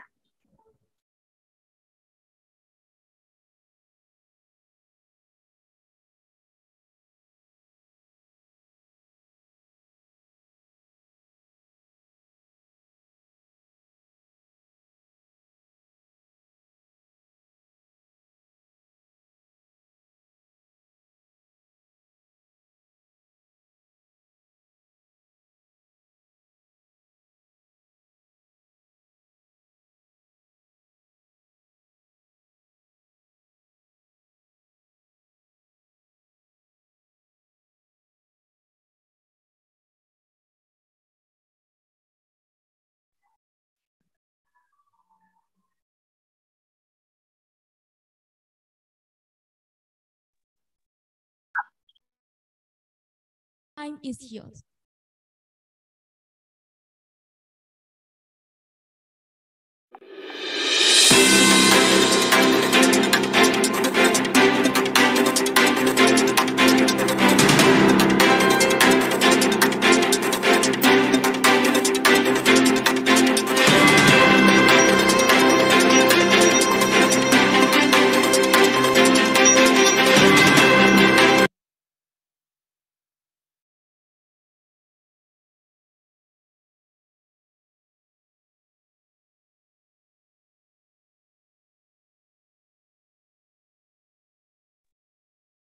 Thank you, MC, for the opportunity. Good afternoon, ladies and gentlemen. Thank you for joining today's webinar. Before we start, I would like to introduce myself. My name is Nadia Sylvie Adriani as Medical Laboratory Technology student of Health Polytechnic Ministry of Health, Jakarta 3, and I will be the moderator for the fourth topic of the day's Genome International Webinar Session.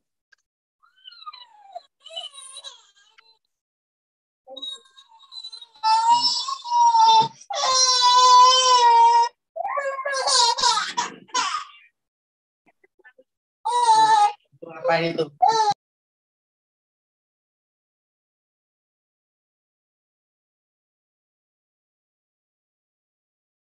The last topic of today's webinar will be discussing about the role of MLT in biobanking and biomedical and genome science initiative implementation.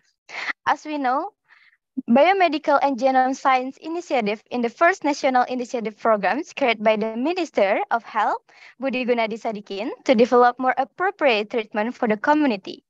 The method is to rely on technology to collect genetic information from human and pathogens such as virus and bacteria, or what is known as whole genome sequencing. Biomedical and Genome Science Initiative provide genome sequencing-based service supported by sequencing service, biobank, facilities, and repositories. To get more insight about my biomedical and genome science initiative and biobanking, let us pay more attention to our speaker. This session will bring about what is the role of MLT in biobanking and biomedical and genome science initiative implementation.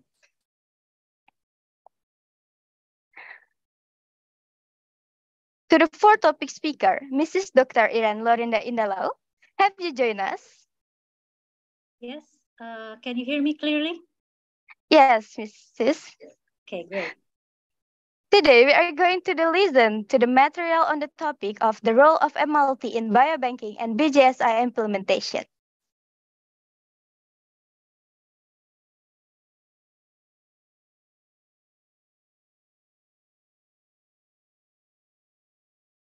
Okay, so can I start?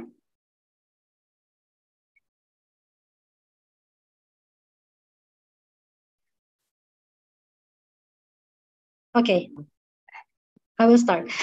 So thank you very much for your kind introduction, Miss Nadia.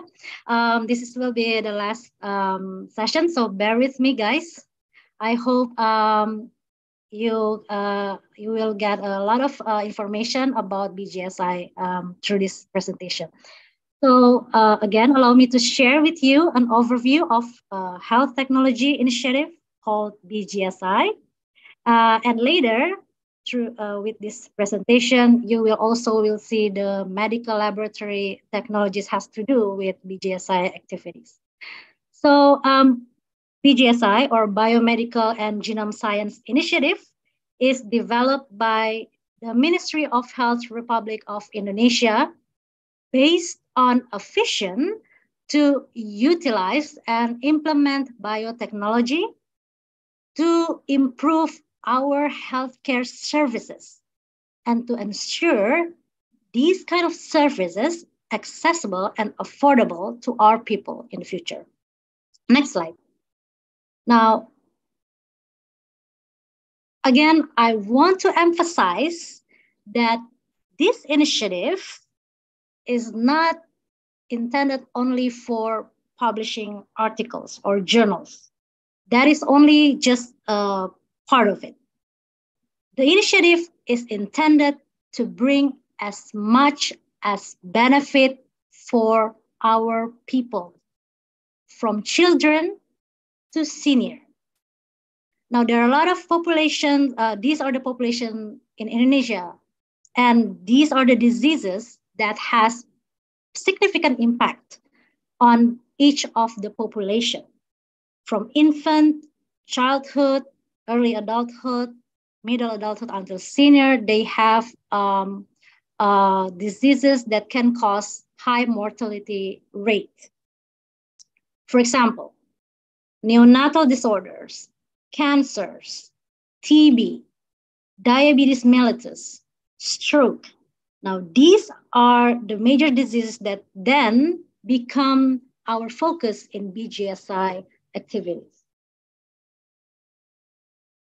Now, why this is important? Because this kind of high burden of disease will impact the budget of the health spending. Unfortunately, right now, we have significant challenges in terms of health spending, in which we spend more on treatment. And this is not good in terms of, because we are Ministry of Health, not Ministry of Sickness. That's why we have to change our paradigm, not only spending to curative, but more on preventive and promotive. And to rise to these challenges, next slide, we are now, the Ministry of Health commits to do the health transformation, health system transformation. We realize that this could not be solved only by having one pillar. For example, providing more healthcare workers. We cannot solve that only by that. We have to strengthen primary care, secondary and tertiary care services. We have to strengthen our health security system. We need to improve our health financing system. And we also need to invest on health technology transformation, in which BGSI is one of the flagships of this health technology transformation. Next slide. Now, through BGSI, the MOH aims to build Indonesia's capacity to be able to transition from conventional medicine to precision medicine. We already heard from our first speaker, Professor Muhammad Nazil, when he shared that we have seen not all patients respond the same way to the same treatment. Some can improve, some survive. Some do not show any improvement. Even they show adverse event, even succumb. This suggests that there are host factors that play a role in determining the response of the treatment. This is where precision medicine is expected to be able to provide each individual, each patient with appropriate treatment. Treatment that brings more improved outcome and with reduced side effects. Why? Because it takes into considerations the individual's biomarkers, including the gene expressions. Next slide. However, before that, I think we have. Okay, sorry. Next slide. That's okay. On the other hand, we Indonesians have not utilized genomics related technology. Why? We still have limited understanding of patient genome. We are lacking in nationally coordinated biosamples to be used for drug development. We are lacking in terms of Indonesian genomic database. And furthermore, if we look around, we will see that most established and largest biobanks, as well as gene databases, consist predominantly of Caucasian population. While ironically, because Asian people makes up 60% of world population, but they are underrepresented in these biobanks and databases.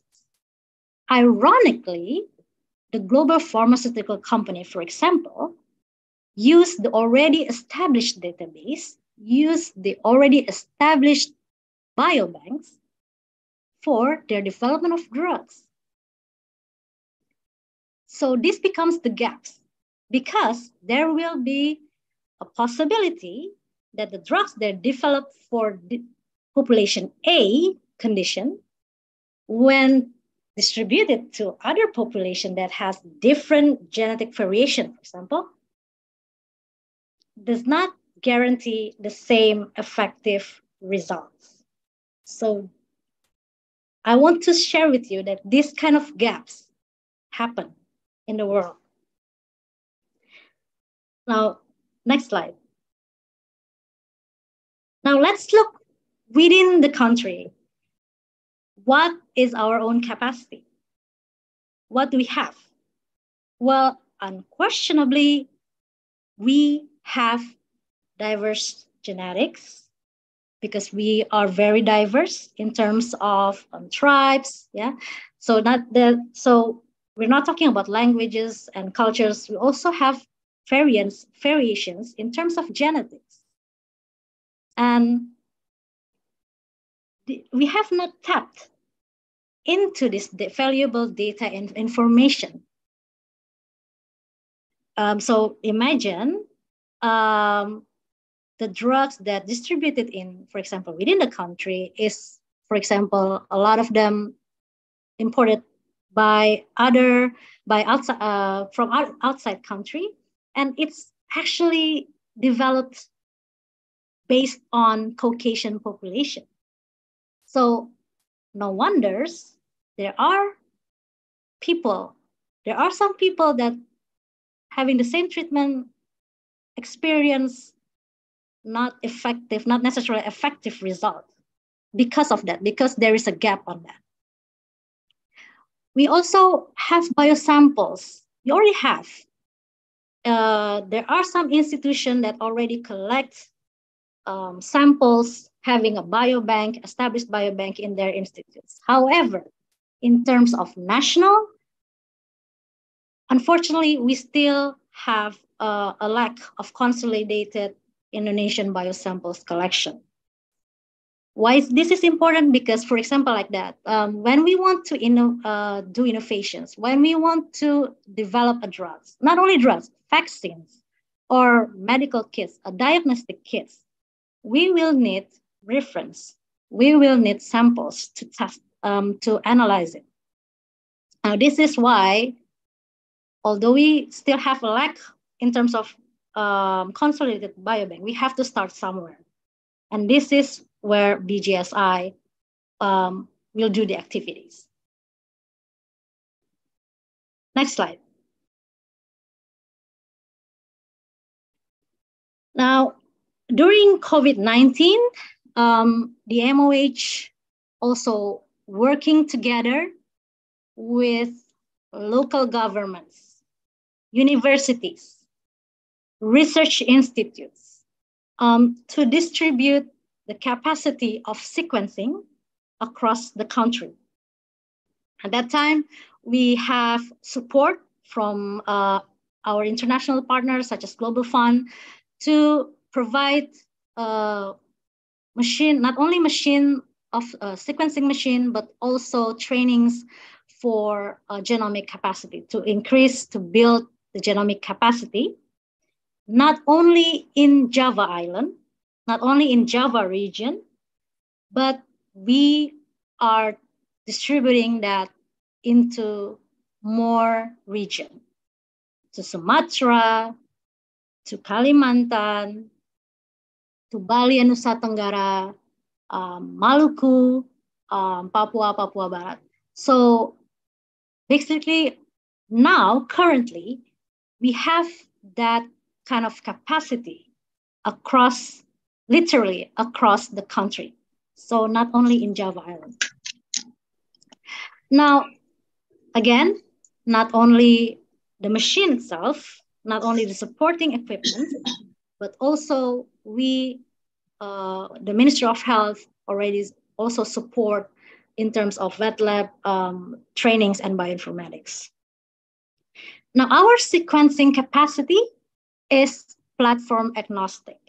So we don't depend on one type of platform of sequencing. Now, we have at least 3 platforms that majorly used in global.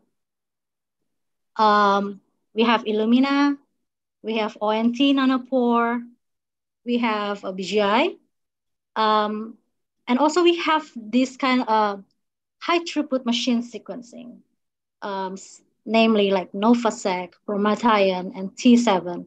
And these equipment are now in the BGSI headquarters in Gedung Eijkman. So again, as a national, we have distributed the capacity of sequencing. The plan was for the COVID-19, but then again, we realized when the COVID-19 cases started to decrease and it can be more controlled, what else can we do with this kind of capacity? And that is why BGSI also integrate the activity into this network for public health. So we also use this kind of capacity incorporated into the BGSI activities. Next slide. Now, utilizing these capitals, we have the genetic diversity, we have the biobanks, we have machine, and also the human resources, although still in a limited number.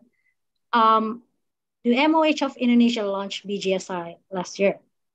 And at that time, our minister and also the coordinating minister of maritime and investment also there to launch this initiative, inviting delegates and also international partners, national stakeholders also.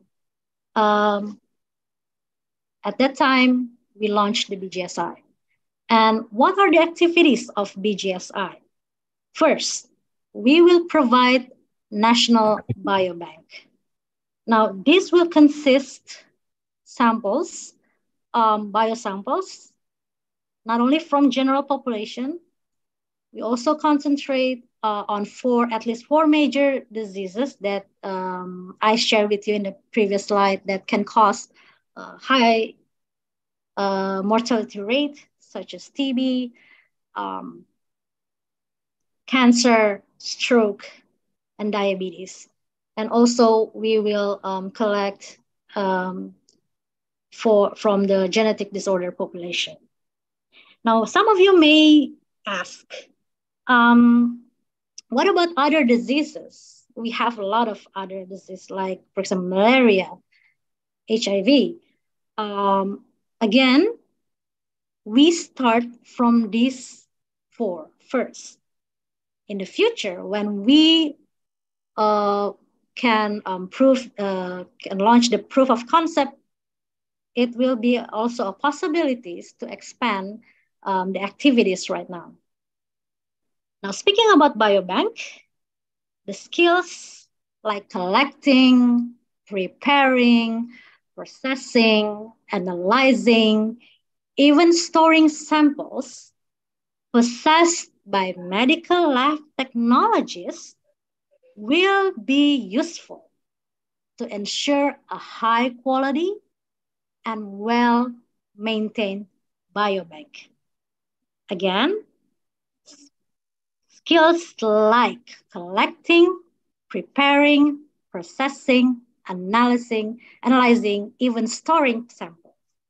Those are the skills that I believe students here already have and are now studying, will be useful for this kind of activities. Now, the BGSI also provide integrated registry system, which is called Genome. So it will be, there will be a registry for each hubs. So each data that connected with the sample will be stored there. And in the future, this kind of registry system will be upgraded into a national disease registry system. So BGSI will provide first integrated registry system in terms in hub level first. But then again, it will be upgraded international. Other thing, BGSI will also provide genomic sequencing services. As we know, now there are some facilities that already offer people for a genomic sequencing service. But not all of them actually do it in this within the country. Some of them share the samples outside the country to be analyzed, or they shared the data of the samples outside the country to be analyzed. So they will get the result and share it with the user. For people that already have money to go outside country and having genomic sequencing services is not a problem. They have the money. But what about the ordinary people, like the ordinary people that maybe they need to have this kind of services, but they cannot afford because it's not available within the country. Even if it's available, they cannot access it. And that's why in this activities of BGSI, the BGSI will provide the genomic sequencing services. Now, other activities are bioinformatics capacity. We realize that we are still have limited numbers of people that have ability to do bioinformatics, but now the Ministry of Health also engaging with international organizations, international research institutions. The objective is to having them come here and train our own nations, our students, our researchers, so they also can have the technology. They can also have the ability to not only sequence but also analyze the capacity. The capacity to analyze the data. So, okay, these are the activities. What is the value that BGSI can offer for the ecosystem of biotechnology? Well, the BGSI offer accessible sample collections, and not just sample collections, but also with well annotated data, including genomic data. This is important because if you only have the samples, you don't have the data, or the data is not connected, then it doesn't have pretty much value, because you cannot do any analysis. You just only have samples and not good quality data. What can you do with that, right? So that is why, through providing a good quality, well-maintained national biobank services, this will also give benefit for the ecosystem. Other value is about genome reference for Indonesia's population. Again, if we don't know what we have, we don't know what can we invent or what can we develop, what can we improve. So that's why the reference of genome for Indonesian population is also important. And this is what BGSI will offer. Accessible to NGS services or next generation sequencing services. Now, again, just like what I shared already, that BGSI located in now Gedung Eijkman will also house collaboration. People that want to do, for example, research or to use this platform of sequencing, they can do it. They can collaborate through BGSI. Now, BGSI also will give value in terms of biobanking services. So researchers can propose to BGSI or hubs can propose to BGSI to store their samples in BGSI facilities. So this is I think it will be very important for researchers also, not only for for example, hospitals. This kind of facility is very important to support their research and activities. Next slide. Now, because the main goal is to provide our people better healthcare access, the BGSI activities will be led by hospitals based on the disease interest. Why hospitals? Because they are the ones that have the patients. And they are the ones that will provide the healthcare services to the patients, to that very same patients. And that is why we want the BGSI that we want that hubs will be led by hospitals. Now, what are the hospitals that involved right now? So we will start with the following hubs. So first, infectious disease, which will be led by Persahabatan and Sulianti Saroso. We also have cancer hubs, which is led by Darmais. Metabolic disorder will be led by RSCM, which is now concentrating on diabetes. Rare disease hubs that will be led by Sarjito. Brain and neurodegenerative diseases will be led by RSPON. Beauty and wellness will be led by Prof. Ngurah, or it is used to be known as Sanglah. We are now also talking with Harapan Kita, RSJPD for cardiovascular hubs, and now also in discussion with Harapan Kita RSAB for hubs of maternal, reproductive, and neonatal health. So these are the hubs that now starts to develop to collaborate together. Again, what are the output that expected in the near future is in terms of disease screening and also pharmacogenomics. So to provide appropriate treatment, more optimal treatment for certain population.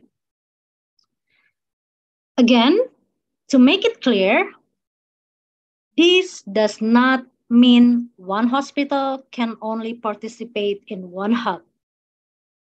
Each hub is expected to collaborate with various hospitals, with other hospitals. Because we know to build national initiative is not one-man show. It cannot be done only by one institute. So we need all of the capacity that we have. For example, if we know that now Dharmais is the lead for the hub of cancer, but if Sarjito Hospital have patients that meet the requirement and they want to collaborate with Dharmais in terms of cancer activities, they can propose to Dharmais and then working together. As well also, for example, maybe RSCM has also cancer patients. They can collaborate with Dharmais. They can do also that. So this kind of collaboration that is encouraged by the Ministry of Health through BGSI. Next slide. And this does not mean academic institutions such as health polytechnics, universities, or research institutes and industries, even startups could not join BGSI activities. No, that's not what it means. On the other hand, BGSI encourages, invites institutions to join in building a strong health biotechnology ecosystem of Indonesia. For example, Eraspon, they have, they want to develop a panel for neurodegenerative diseases. However, unfortunately, they don't have the capacity. But after talking with the university, with the academic, the ITB, they have the capacity. The ITB has the capacity to develop the panel, and the Eraspon has, they know what they want to do, know what they need. They collaborate together. The Eraspon communicate what it needs to the ITB, and now they are now collaborating, and the panel can be developed. Now, again, this is the example that the hub's activities is a collaborative environment, not only among hospitals, but also with academic institutions, for example, or maybe later with startups or pharmaceutical companies or industries. That is the objective that we want through this kind of collaboration through BGSI. So BGSI serves as a catalyst for multi-stakeholders collaboration. We will also involve donors, community, health service providers, surveillance, public health laboratories. And the objective of this ecosystem, the output is to produce personal medicine, for example, novel molecular diagnostics, novel therapy and therapeutics. Hopefully, we can also produce machine learning and artificial intelligence-based clinical decision support, data-driven healthcare, early management according to genetic marker of disease. So this kind of ecosystem that that BGSI wants to support. Next slide. Another equally important BGSI activity is to provide secure data storage. We are now also collaborating with BSSN to ensure this kind of security. Now, as you can see here, there is a BGSI and BGSI hubs. BGSI hubs means the hospitals. They are the ones that collecting the samples, analyze, processing it, doing the analysis, and also interpret the results and make sure the results also have a better impact on health services to the patients. The BGSI, which is located in Gunung Ekman, will support these hubs in terms, again, providing primary analysis tools, providing tertiary analysis options, these kind of things that will be provided by BGSI. So this is a collaboration between BGSI and BGSI hubs. Next slide. Now, currently, as you can see, we are now in the first phase of BGSI development. We are aiming for proof of concept by the end of the next year. We aim to sequence 10,000 human genome and launch proof of concept for precision medicine. The next phase will be aimed to be a nationwide scale. So we are aiming to do on next phase to do 1 million human whole genome sequencing. On this phase, we expect to be able to implement genomic-based healthcare for our people. And we expect we will have strong expertise also to expand precision medicine for other diseases. This is what I told you, this is what I shared with you on previous slides, that this will not stop for stroke, TB, diabetes, not only that, but also for other diseases. Next slide. Okay, so BGSI is still in its infancy phase and will need support from various sectors. The good news is there are a lot of room for growth and opportunity for collaboration. Some people may consider we Indonesia start late, but on the brighter side is that although we start late, we can learn from other countries that already start earlier, the mistakes they already, or the challenges they already have. We can learn from them and we can anticipate that.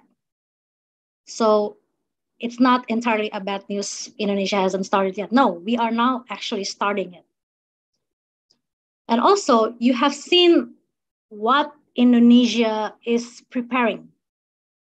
You have seen exciting opportunities that you can join after you graduate as a medical laboratory technologist.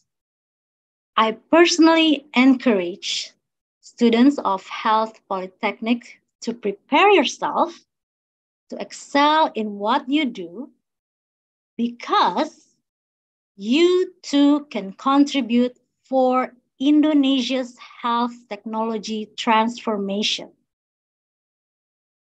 Lastly, I cannot emphasize more that all of these efforts, again, is not intended for the sake of having the best expertise.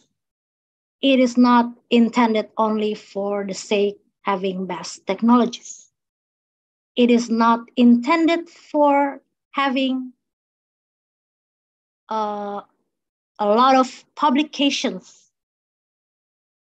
That is not the finish line. That is not the goal.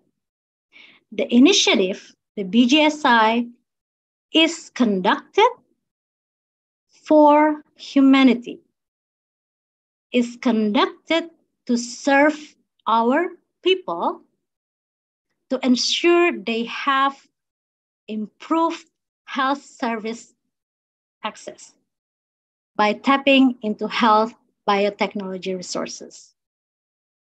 So that's all that I can share with you. I hope it's beneficial for you and it will inspire you to do your study. And I'm open to any questions if you have. Thank you very much for having me. Thank you. Okay, thank you, Mrs. Dr. Iren Lorinda Indalo. That was very inspirational and informative presentation that you presented. Ladies and gentlemen, now we are going to the Q&A session.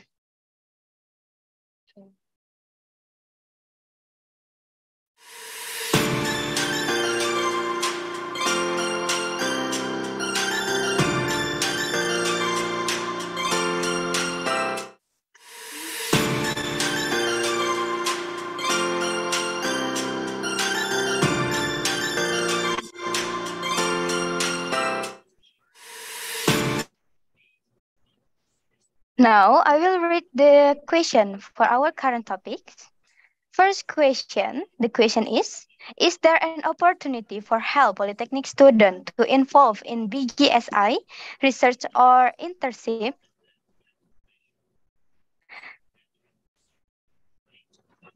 There is support. For now, maybe no, but maybe in the future there will be, because now we are still on the restructurization of the organization.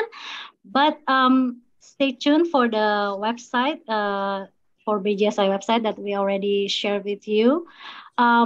Principally, there is opportunity, but yeah, let's see the information later. Okay, but yeah, in the principle, because we need those kind of skills, for particularly for maintaining the biobank, and also to ensure the quality of the specimens. Okay, thank you, Mrs. Dr. Iren, for providing us good answer. Second question from Dartini. The question is, how does the Ministry of Health Indonesia disseminate this BGSI program to all of city Indonesia so that all people can feel the impact of this BGSI program? Yes, we actually already this is why we also very supporting this kind of events, communicate about BGSI.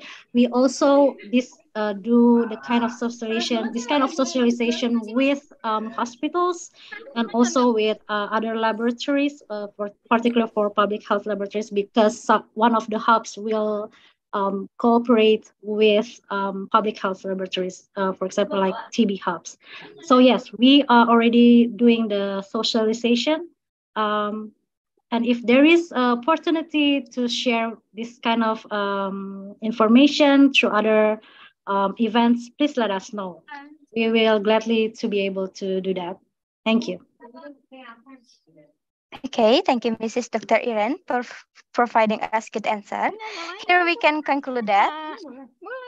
Conclusion, limited data on genetic variation of Indonesia population, like of consolidated Indonesian biosample collection to be used in drug development with high throughput capacity. BGSI is integrated in Indonesia Lab Network for Public Health.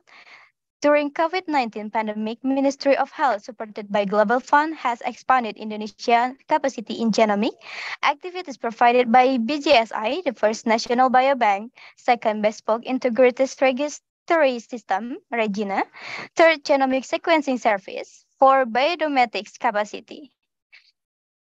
Thank you so much, Mrs. Dr. Iren Lorinda Indalo, for your presentation and attending this event. I am Nadia Sylvia Adriani. As the fourth moderator, would like to say thank you and goodbye. Now, for the rest of this event, I will return to our Master of Ceremony. Hello?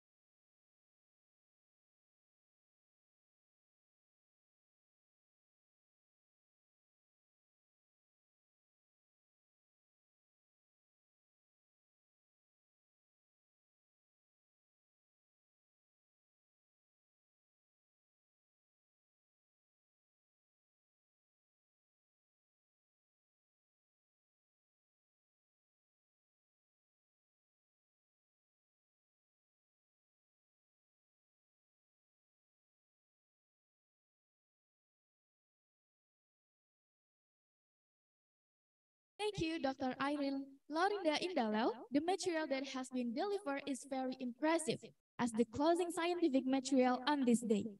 Also, thanks to Nadia Sylvie, who have helped the speakers and guide this session. After a while ago, we have both listened to the material from the great presenters today.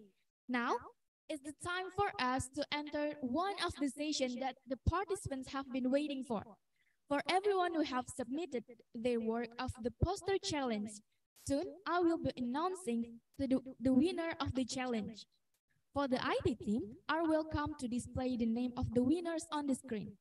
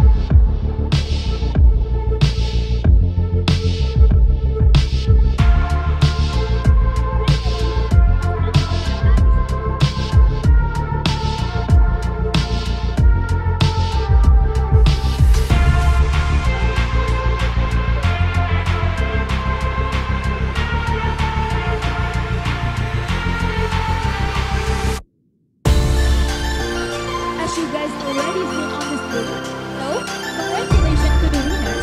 For the winners, contact the contact person on the screen.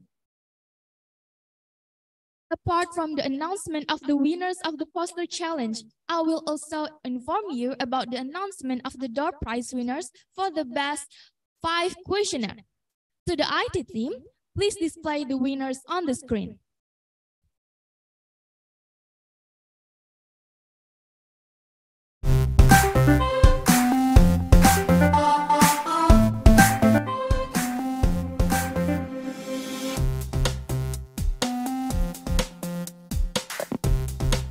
So there are 5 winners from the best questionnaire. The winners are Wahyuni Rahmadani Said, Esti Rizkiana Pratiwi,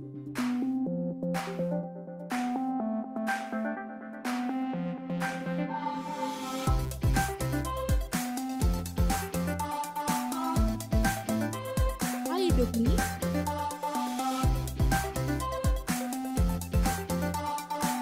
Jenny,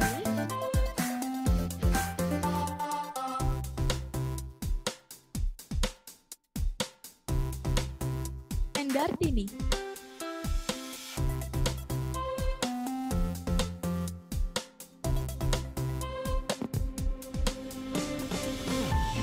Congratulations to the winners. For the winners, can contact the contact person on the screen.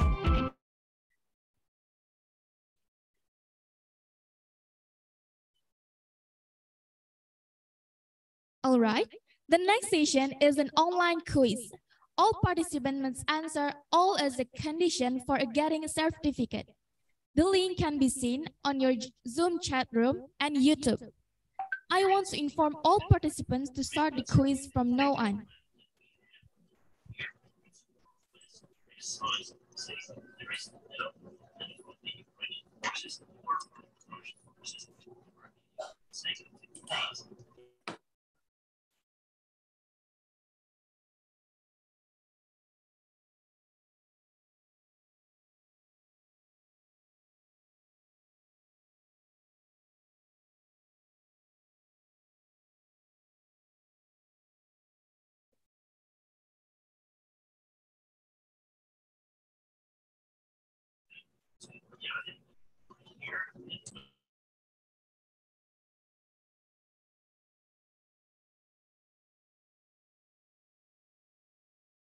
All right, for the participants, don't forget to fill out our questionnaire to help us evaluate future events. We will send the link via the Zoom chat room. Thank you.